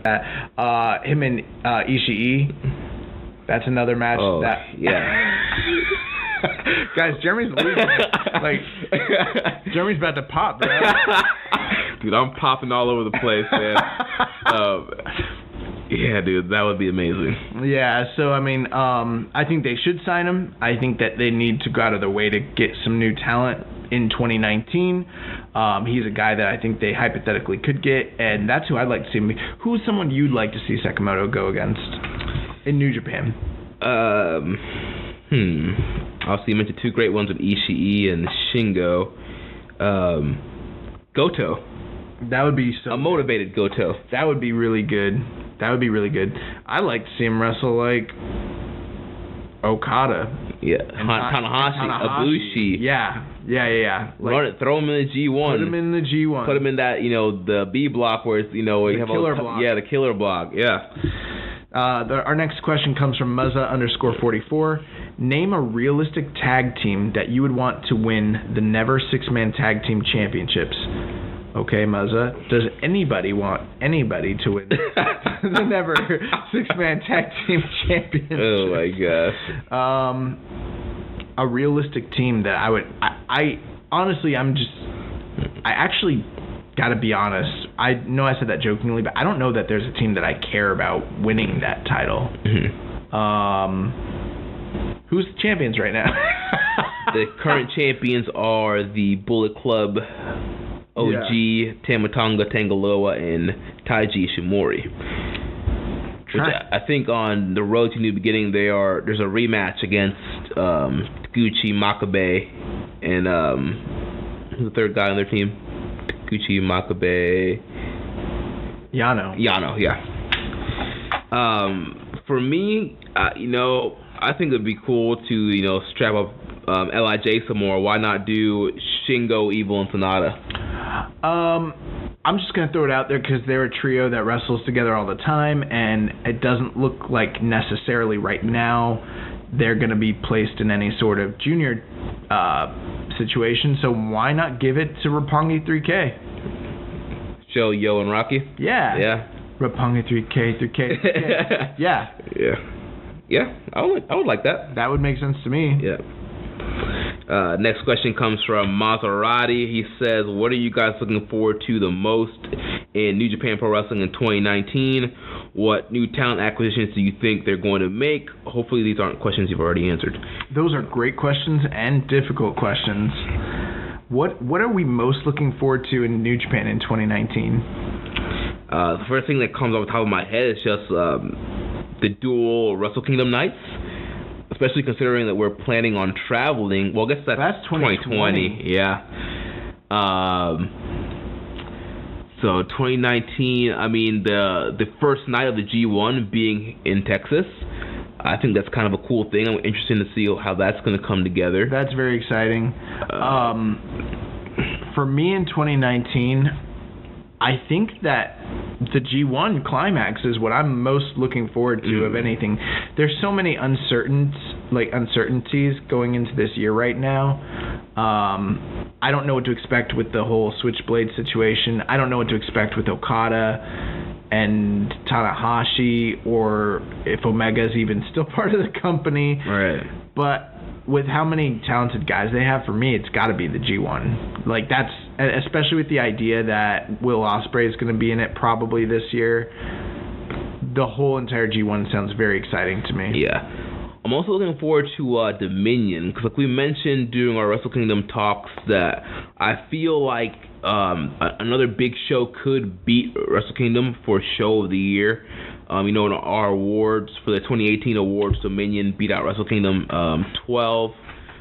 So I feel like Dominion could beat out Wrestle Kingdom again.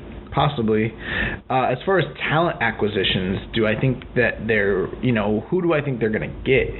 I don't know who they're going to get. I am a little bit concerned that there obviously is a lot of news going on with a lot of guys throwing a lot of money. You're hearing it from MLW, Ring of Honor, AEW, WWE. I mean, everything's up in the air. No one's really talking about New Japan. Yeah, New Japan's hasn't really been in the talent acquisition mix.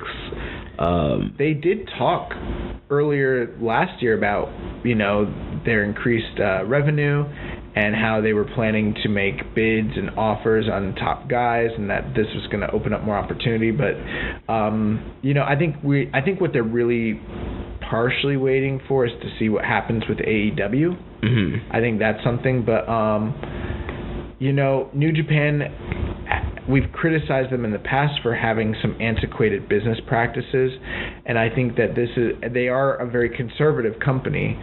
This is not a time to. I understand fiscal responsibility is important, but and I know that the roster is very strong, and also, some people say bloated. I wouldn't say bloated. I'm not saying that they need all the talent in the world, but at the same time, just maybe for the sake of being seen as one of the powerhouses, having your name in the talks with these different talents that are out there. Right. I don't know what kind of talents they are looking for, but they got a junior division they need to rebuild. That's important. Yeah. And maybe some of these bigger stars who are going to be coming available very shortly, I don't think that they want to be looked at, especially if they're looking to expand west, as the third option, or even the fourth option.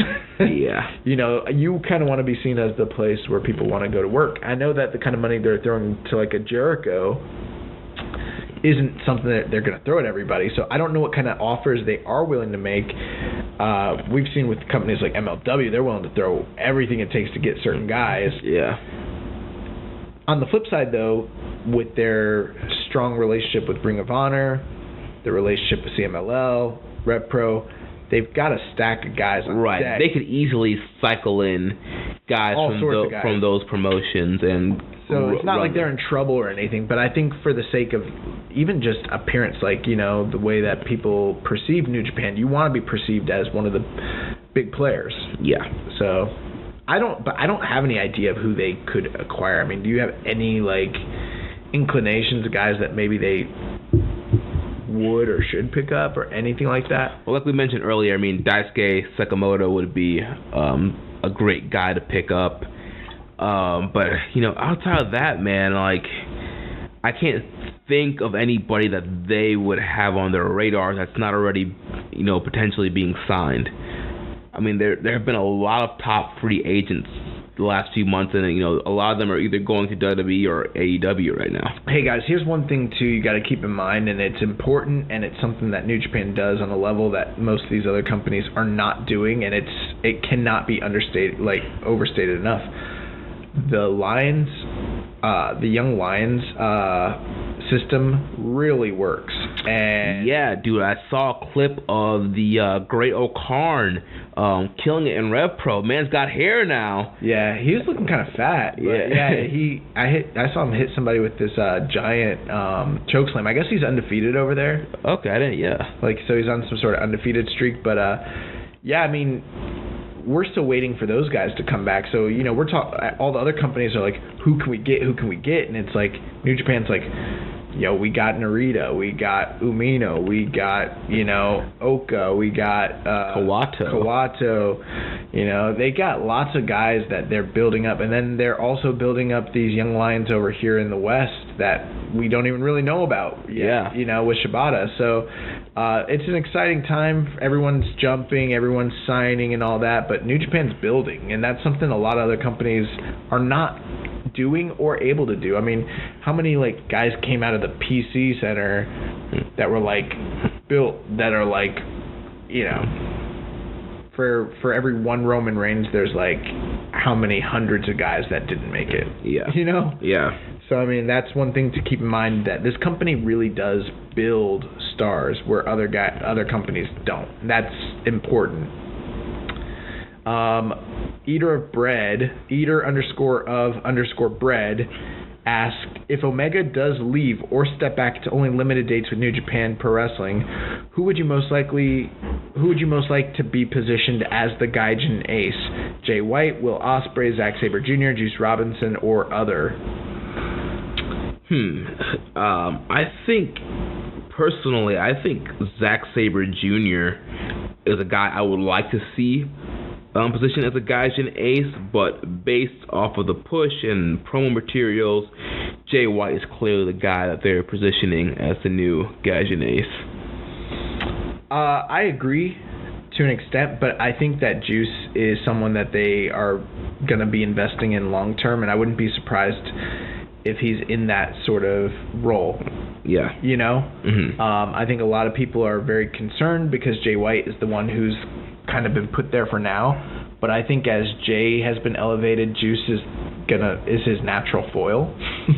You know? Mm-hmm. And so for everybody who's like so worried about like Jay White getting this push, like I think people are missing the point that like all his contemporaries and the guys that came up in the same class as him are also being elevated with him because they're seen on the same level as him. So Jay being pushed helps Juice. It helps Finlay.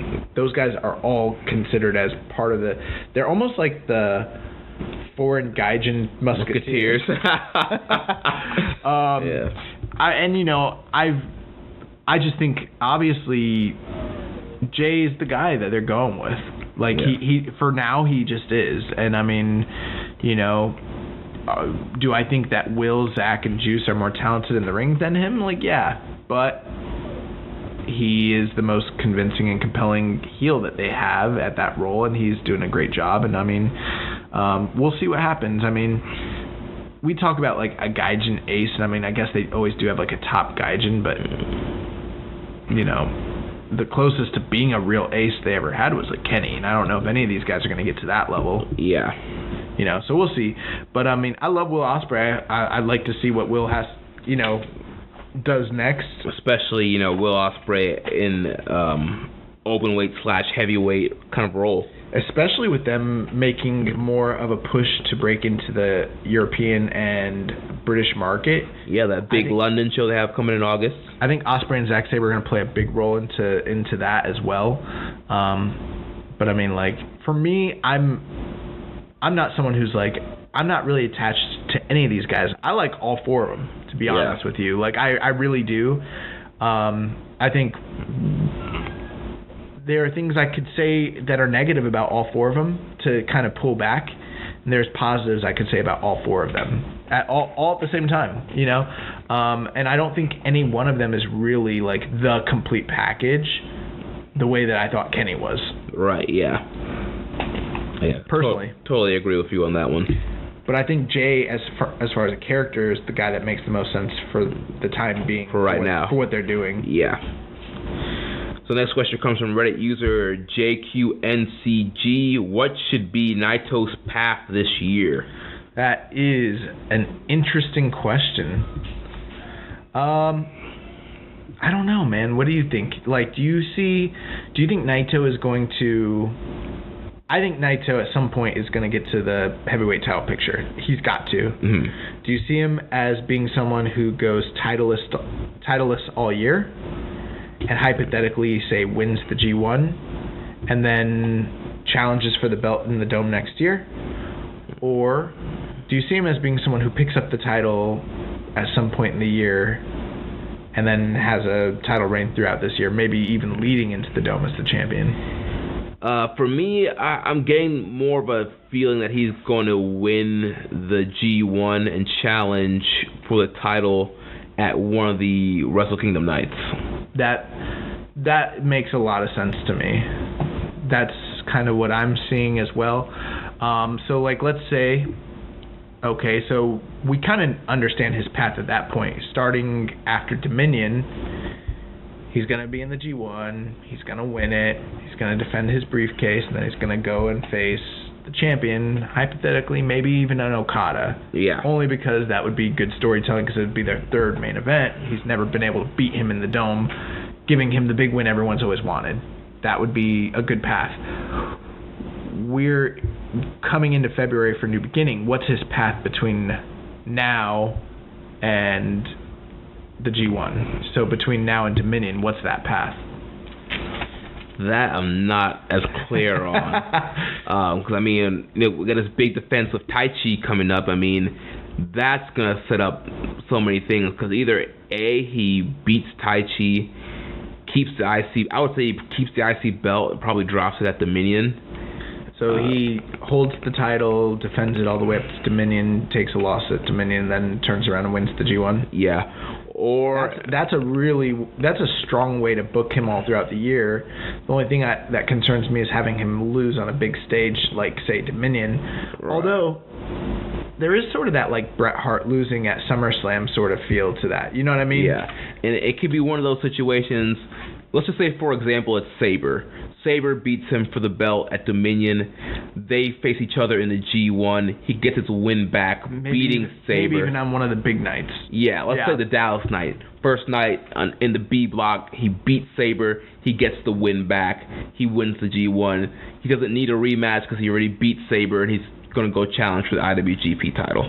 I mean, if that's the kind of booking that we're giving Naito, then we're saying we're talking about Wrestler of the Year territory. Yeah. We're talking about like him being like strong all year, and I know generally speaking that's not necessarily like Gato's booking. I feel like there'd be more downs before the ups come. Right. That would be a really, really, really strong way to book him, but I know there's a lot of people that would love to see that. So right, and I mean, or there's a chance of Taichi cheats, gets the belt off of him, and then he has I don't know who he goes after Taichi. Well, I also think one thing that's interesting is that they've kept him away from Jay White all year.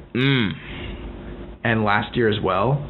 It seems like that's a match that they're holding in their back pocket for some reason. Yeah. I don't know if you thought about that or not. I didn't think about that, but you're right. Yeah, those guys really haven't been... Kind of like how they kept... Kenny and Tanahashi away from each other for a while. Mm-hmm. I wouldn't be surprised if that would either be a dome match or even a G1 final. Yeah. This year. So that's another... I mean, that could be a Dominion match. It could headline Madison Square Garden. Yeah. Hypothetically, you have... we'd be talking about hot potatoing the belt a bit, but if he wins the title from Tanahashi... and then Naito wins the New Japan Cup, then you're talking about them headlining Madison Square Garden against one another. The only thing is, I think Naito fans really expect him to win the belt in his next challenge. Yeah. So that would be a short title reign for both Tanahashi and Jay White. But they've done that before.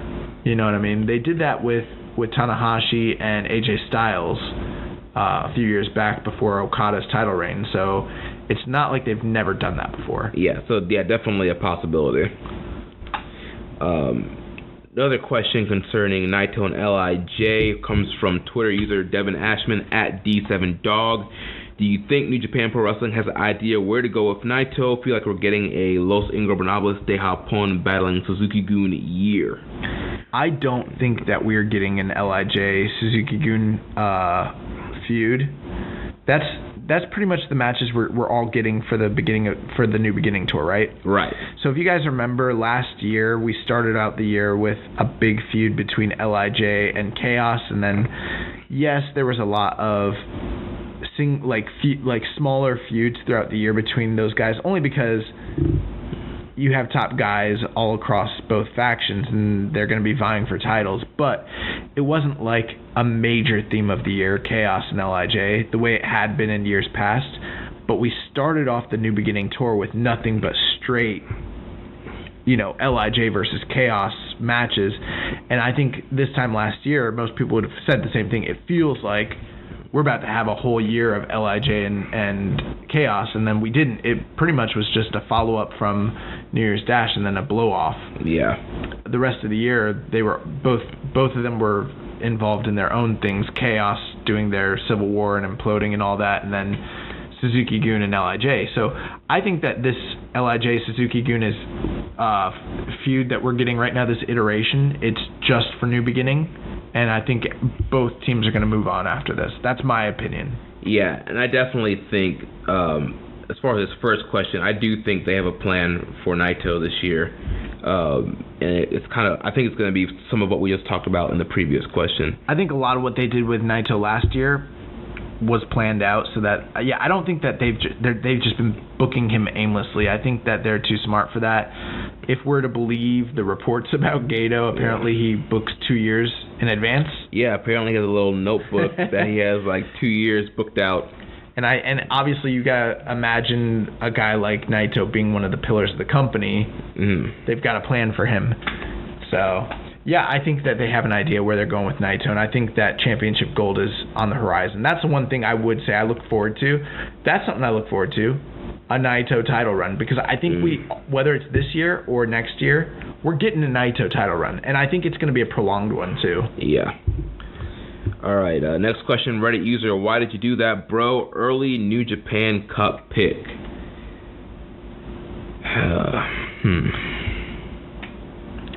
I'm going Okada. Yeah, especially, we got this rumored Okada-Tanahashi match for the Dome. Or if they could do Jay a White Okada. That would also make a lot of sense. Mm-hmm. I think with it being the implications with them not having a Sakura Genesis is that whoever wins the New Japan Cup is going to challenge at MSG. I gotta say Okada. That's my early pick. I don't know that it's going to change between now and the time we make our official prediction. So yeah, it definitely could. I mean, also, we have no idea who's officially in the tournament yet, but Okada seems like the smart thing to say right about now.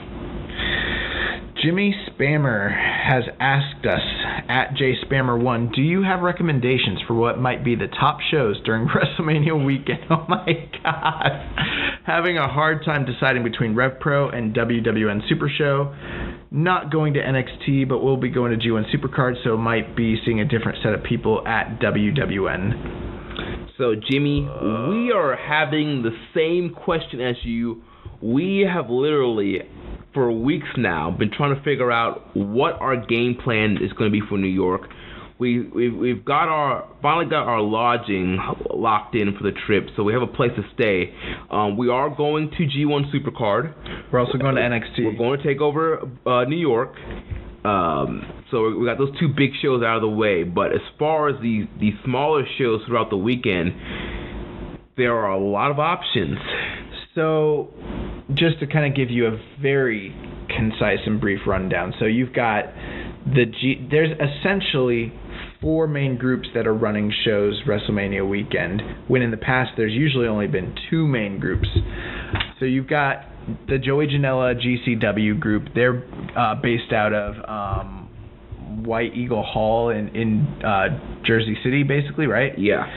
They're running the most amount of shows WrestleMania weekend, but it's all in New Jersey. Then you also have WWN, which is running their set of shows. I believe the WWN shows are all they're in La Boom. Yeah, they're at the La Boom. Then you've got WrestleCon, and WrestleCon is doing most of their shows in Manhattan. Yeah. And then there's a 4th group, which is out in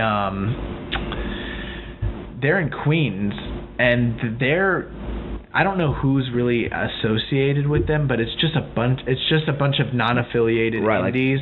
Like Black Label Pro, right? No. This is Stardom is running those shows, like the show out in Queens. Some of that's WrestleCon, right? No, none of it is. I thought Stardom. No, Fight Club Pro. No, Stardom's not running with any of those groups. Okay, I thought Stardom was running. For sure, they're not. Gotcha. Okay. It's there's a bunch of independent groups like IPW UK, Fight Club Pro, Stardom, a few others. They're running out in Queens, and they're not tied to any particular group, and they're a 4th group. And then that's not even including the MLW shows, the WWE shows, the NXT shows, Ring of Honor, and all that. So, I mean... Yeah, and with WWE, they're going to announce some access shows like they did last year. Yeah, they're probably going to be running NXT stuff, so, and 205, and probably having the UK guys. NXT UK guy, yeah. And then plus they have all the guys from like Evolve and WWN tied to them as well. So it's really up in the air. I know for me, one show that I really want to go to, and it's a show I really enjoyed last year, and I'm trying to make every effort to be there, is Bloodsport. It's very different from everything else that's going to be on WrestleMania weekend, but it essentially is proto MMA shoot style pro wrestling. So it's last year it was Matt Riddle's Bloodsport. This year it is Josh Barnett's Bloodsport. A lot of like the top like grapplers and shooters and even some MMA fighters are going to be on this card. It's completely basically, there's no ropes. Every match is knockout or submission, and it's basically, if you've never seen shoot style, it's a takeoff of shoot style, but it's a modernized version of it. To me, it was one of my 5 favorite shows of WrestleMania weekend last year, a super highlight, and the lineup looks much better this year. So that's a show that I recommend. For me, I would highly recommend the Rev Pro show. You know, we went to Rev Pro last year. Yes.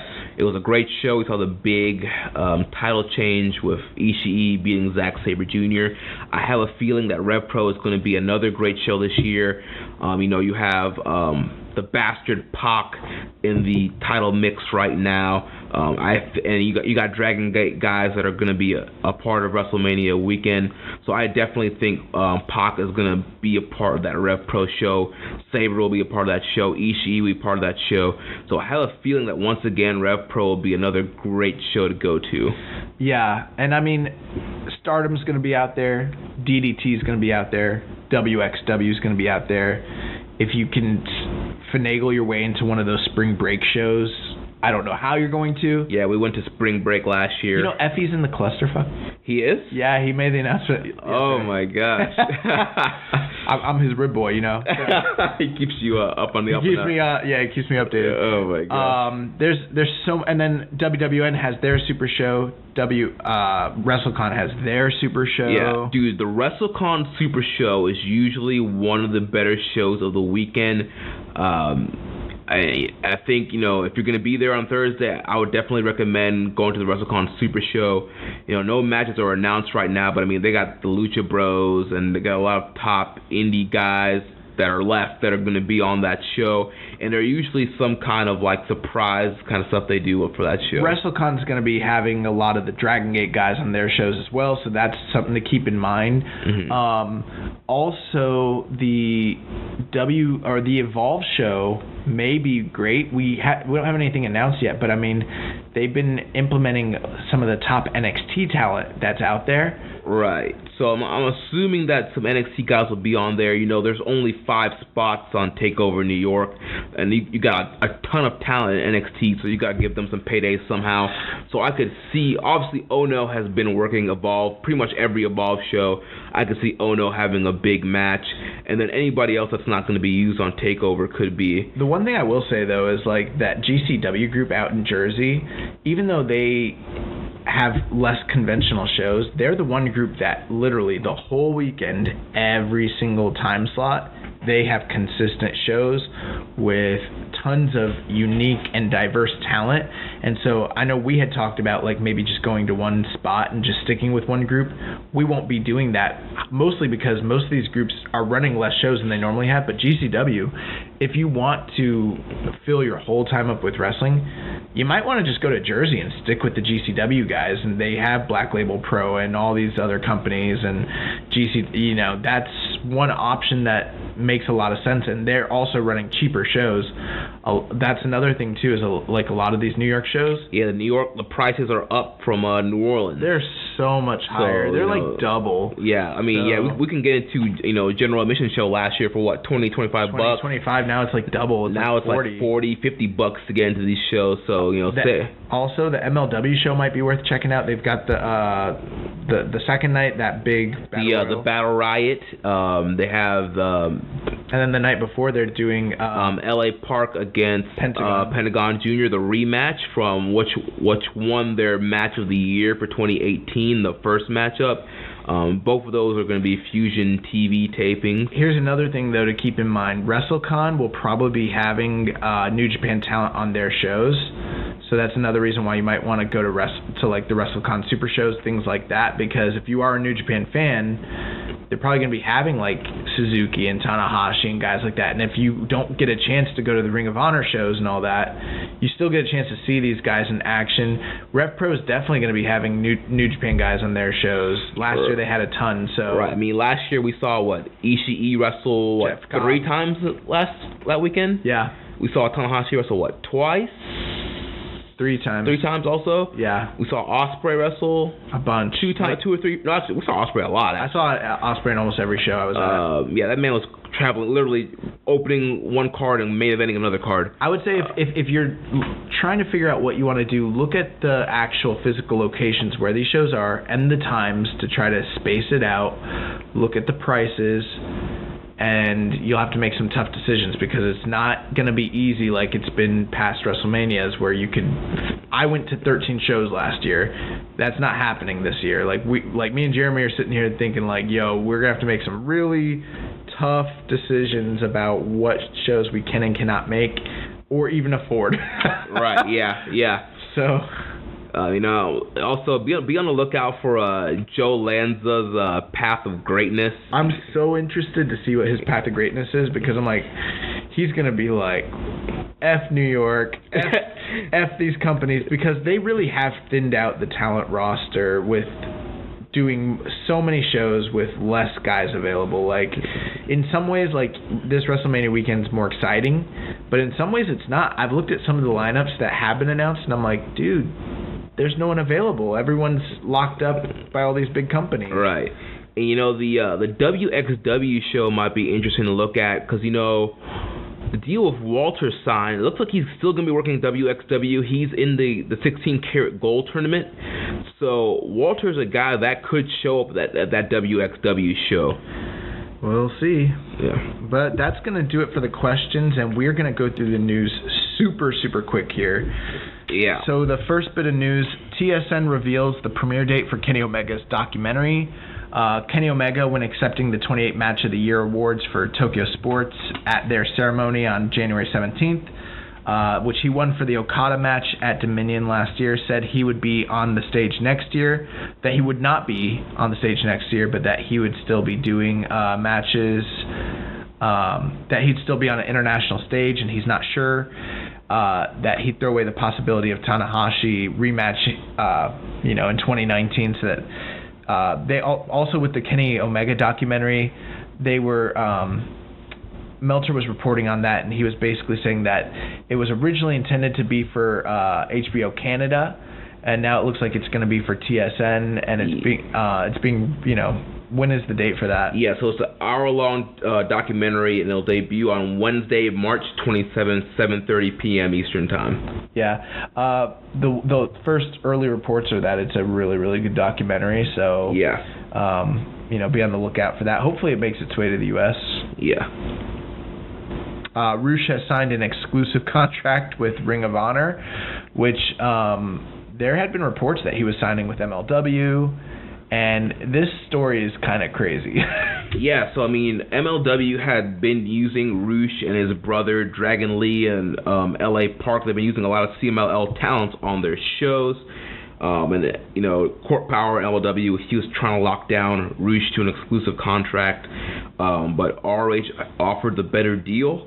There's already that built-in Ring of Honor CMLL New Japan partnership, so that had some play in it, and plus just the deal that Ring of Honor was able to offer Rush. Rush was they were going to give his brother a job, his other brother a job, his dad a job, right, and make him a citizen, his wife, his kids, let him do commentary for their soccer channel. So they were basically throwing everything they could at him, but they just didn't have the money offered to give him the way that Ring of Honor is. Right, and Rush was supposed to face LA Park at one of the MLW shows in the main event in the Melrose Ballroom on April 4th. I'm so disappointed. But that big match, something always seems to get in the way during the big LA Park Rush matches, so it's not happening. Like we mentioned earlier, it's going to be LA Park and Pentagon Jr. But we're probably going to be seeing Rush in Madison Square Garden. Right. And along with Roosh, there is rumors that Ring of Honor will also be trying to lock down Dragon Lee to a Ring of Honor contract. Yeah, and that makes a lot of sense to me. It is funny, like, everyone talking about, like, oh, Ring of Honor and New Japan doing a show together, that's going to suck. And then suddenly it's like, Roosh, Bandito, Jeff Cobb, Brody Mark Lee. Haskins, Brody Lee, PCO. Yeah, like, I'm like, the MSG card's going to be dope. We don't have a gate for the Tokyo Dome yet, but it was confirmed as the largest gate for a pro wrestling show in Japan since Antonio Inoki's retirement show in 1998, which did the equivalent in modern terms of $7 million for the Inoki Don Fry main event, which, by the way, is a travesty. That's a story for another time, but if you do your research on the Inoki Don Fry match and that whole tournament and the UFO and New Japan stuff, it's crazy. It would be the second or third biggest of all time in Japan, with the other Monster Gate coming from that era being the first Keiji Muto versus Nobuhiko Takada match in 1995 during the UWFI New Japan cross-promotional matches that they did. That one did 6.1 million. So, you know, this, we don't know exactly how much, but this gate for the last Wrestle Kingdom was astronomical, huge. Yeah, big time. Remember when we were previewing after the G1 and we were talking about how Kenny and Tanahashi was going to do big business, and everybody was questioning it, and everybody was acting like, I don't know if it's going to do well, and like we were like, dude, Tanahashi, like obviously no one knows how big of a star Tanahashi really is there, but based on what we've observed, what we've heard, what we've read, I couldn't see any reason that match wasn't going to do big business, and it really, I mean... Yeah, it did. Yeah, it was phenomenal. Obviously, the card and the product's hot, the card was incredible, but, like, there's no denying Kenny and Tanahashi drew and did huge business this year. Yeah, big stuff. One of the things with Kushida that led to his leaving for WWE is that early last year he wanted to go heel and join the Bullet Club, but Gato wanted him to stay in his place. He said, that's not for you, baby. The deal was with New Japan needed the solid junior heavyweight guy with Will Ospreay and Chaos, Kanemaru and Desperado and Taka Michinoku and Suzuki-gun, Ishimori and Bullet Club, and Bushi and Hiromu and LIJ. The home team side with Ryosuke Taguchi, but he's more comedy now and only turning it on as a serious guy for a few matches a year, like the Best Super Juniors. Tiger Mask and Jushin Liger being legends. There's no longer just a solid Seki-gun Jr. in the title picture, and so that was one of the main reasons that Kushida was upset, because he didn't want to stay in his role. He didn't want to stay stale. He wanted to reinvent himself, and they said, that's not for you, baby. Yeah, I can't blame him. You know, he's pretty much been a white meat babyface for like 8 years now. I can definitely understand wanting to try something new, change some stuff up. But at the end of the day, man, I don't know how Kushida would fit into the Bullet Club. Like a glove. He could have been the new Bone Soldier, bro. Yeah. Katsuya Kitamura's contract was renewed for 2019. Kitamura watch 2019. Bro, yeah, man. You know, there's been all kinds of crazy stuff being swirled about Kitamura. You know, Meltzer's reporting that his leg was crushed in a scooter accident. There are some people saying it was concussion. Some people say it was steroids or some kind of drug abuse. Some people are saying it was a behavior issue.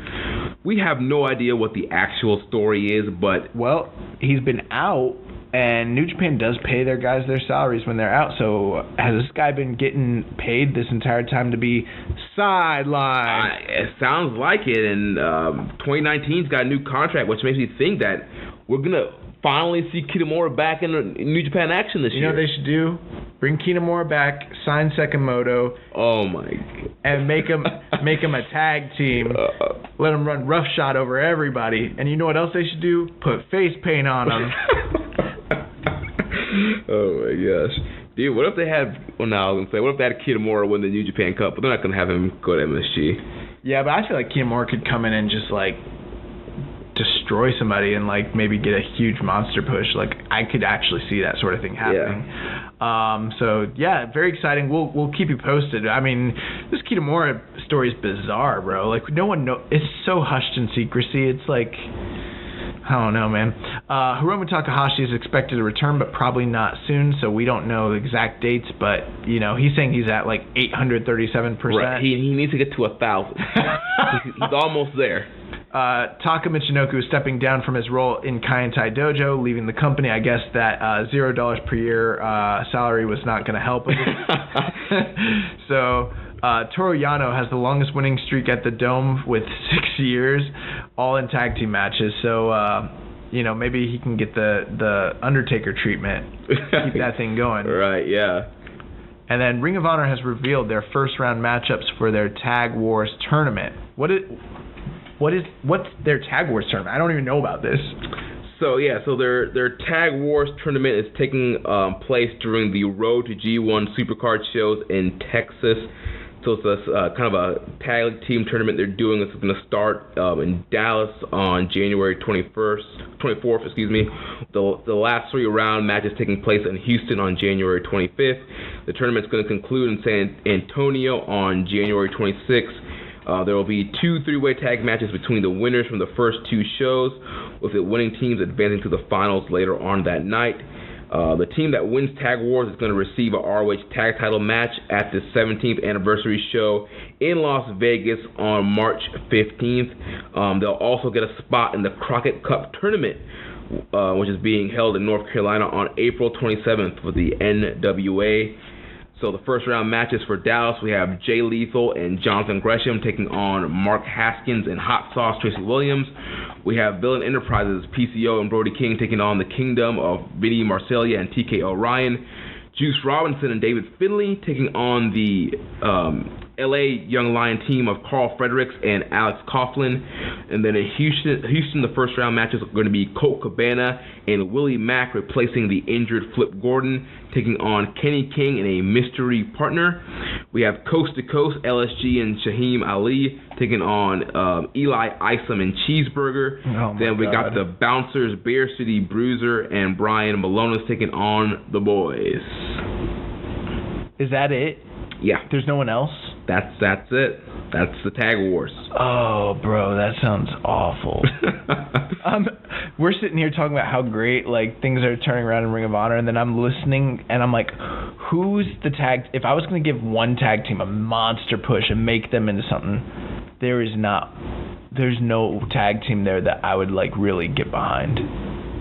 Yeah, I mean, I guess Villain Enterprises? No, I wouldn't. No.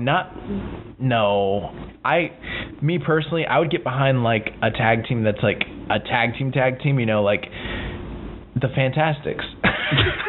You know, guys that dress the same and look the same. You know what I mean? Well, so like, you want Coast to Coast to win it then? No, they suck. No, there's no, like, I'm just like, my God, the tag team division in Ring of Honor. Like, who out of these, they might as well just push Jonathan Gresham and Jay Lethal and just, like, make them a super team or something. I don't know. Yeah.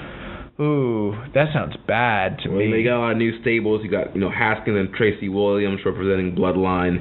I'm not trying to be that guy, but this does not sound enticing to me at all. Like, I probably will not be tuning in for the Tag Wars. Yeah. On to other news. The February 19th Sumo Hall show, which is built around the 20th anniversary of the death of Giant Baba, as well as honoring the retirement of Abdullah the Butcher, is going to be a multi-promotional show. Taichi and Yoshinobu Kanemaru and Taka Michinoku will be taking on Masafuki and Yoshiaki Fujiwara and Yoma Aogi. There will be a 3-way tag match with Seiya Sanada and Bushi taking on Jake Lee and Koji Iwamoto. Also taking on Ayota Yoshida and Shota Umino. There will also be a match, Satoshi Kojima and Yuji Nagata and Osamu Nishimura will be taking on Jun Akiyama, Takao Amori, and Taio Kea, who was Baba's last ever protege. Mil Mascaras and Dos Caras will be taking on Kaz Hayashi and Nosawa. And those are all the matches that are announced. There's still other matches that will be announced involving Hiroshi Tanahashi, Tomoaki Hanma, Kento Miyahara, the Great Kojika, Daisuke Sekimoto, Naomichi Marufuji, Kazushi Miyamoto, Tomohiko Hashimoto, Atsushi Onita, oh my god, and Kendo Kashin, oh my god. So this sounds like a really, really, really fun and kind of crazy show, because there are legends and young guys all over the place. Yeah, dude, this is a stacked card. Onita's going to be on, Kendo Kashin's on this card? Like, what is going on? Riki Choshu, 67, had one of his final matches on December 28th at Korakuen Hall before a sellout crowd of 1,580 fans for his own show. Choshu teamed with his biggest rival, Tatsumi Fujinami, and Noah's Masa Kitamiya, which was symbolic since Kitamiya is a copy of Masa Saito, and Saito was Choshu's mentor. They beat GHC champion Katayo Kiyomiya and Jun Kasai and Nosawa when Choshu pinned Nosawa with a lariat at 8 minutes and 1 second. So Choshu putting himself over at 8 minutes. And then this past weekend, the Elite made an appearance at Bar Wrestling and also at Defy. Yeah, so these guys, they were tweeting out like hints of where they were going. Cody, Hangman, and the Bucks and Brandy all showed up at Bar Wrestling to help SCU during a match, and we had Hangman and Joey Ryan working together and pretty much getting all their big moves in and popping the crowd. And then at the Defy, I think it was just the Young Bucks who came out and was like destroying a bunch of tag teams. Being the Elite this week was really funny. Yeah, oh my gosh, yeah, Being the Elite was hilarious. Hangman, he showed up in all his gear trying to be like Pac, and they're like, you liked when Pac did it. He's like, yeah, have you seen that guy? Like, if I had his body, I'd walk around my gear. It's like, man. But they were like going to a restaurant. Yeah, they're going to a restaurant, and they're like, this dude's wearing he's got the rope tied around his neck. The vest. And they're like, Hangman, what are you doing, dude? Like, put your pants on. Like, have some respect. Put some pants on.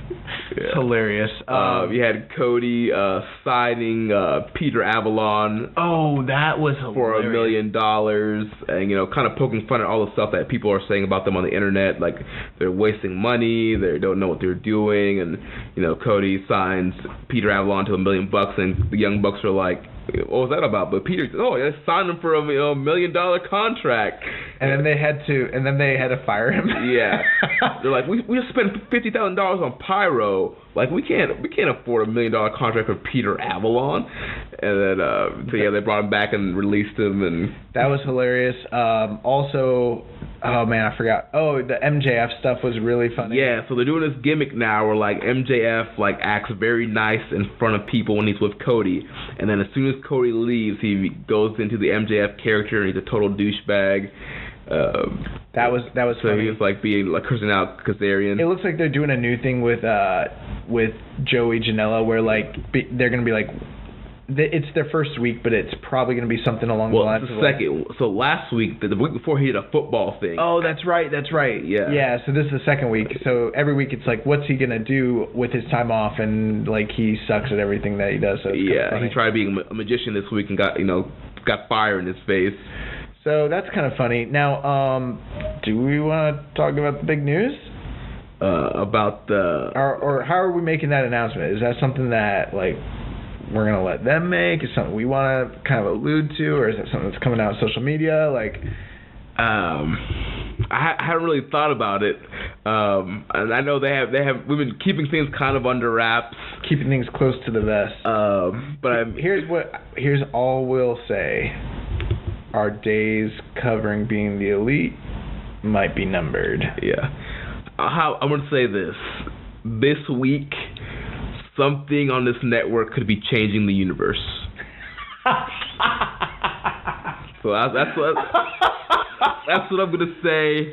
What a sell job. Oh my God. Stay tuned. Something's coming. We've got a project in the works. Something big is coming, and we've made it a big signing. Yeah, to the network. To the network. You know, we've been signing a lot of talent lately, cutting a lot of deals. You know, handing out a lot of contracts here at Social Suplex. Not all deals are made equal, though. They're not. We do have some certain deals where guys can work other promotions, other networks. Some guys are on exclusive contracts like we are, so you know a lot of interesting deals going around. I'm not exclusive. Nobody wants me. It's a different thing altogether. Oh man, but yeah, so stay subscribed to the network, and you'll find out later this week what's coming. We did not discuss how to close out our show. Oh my God, we haven't had very lengthy pre-production meetings lately. What's been going on?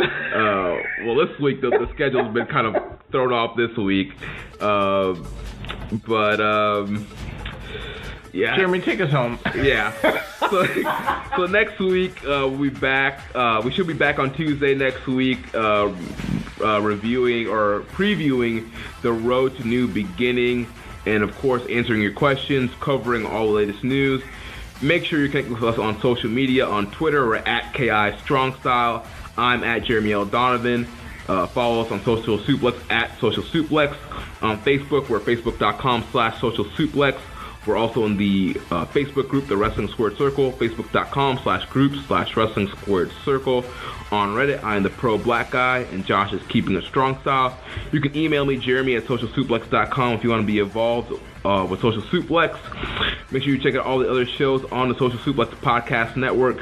One Nation Radio, hosted by Rich Latta and James Boyd. The Ricky and Clive Wrestling Show from Scotland.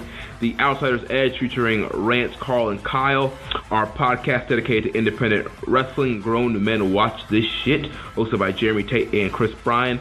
The Wilfred Watches podcast, the Omega Luke podcast, and like I mentioned earlier, stay tuned. Something that's going to change the universe will be coming a part of this lineup as well. Don't forget to subscribe, leave a rating and review. And until next time, hasta mañana. Adios. Thank you for listening to Keeping It Strong Style. We'll see you next time.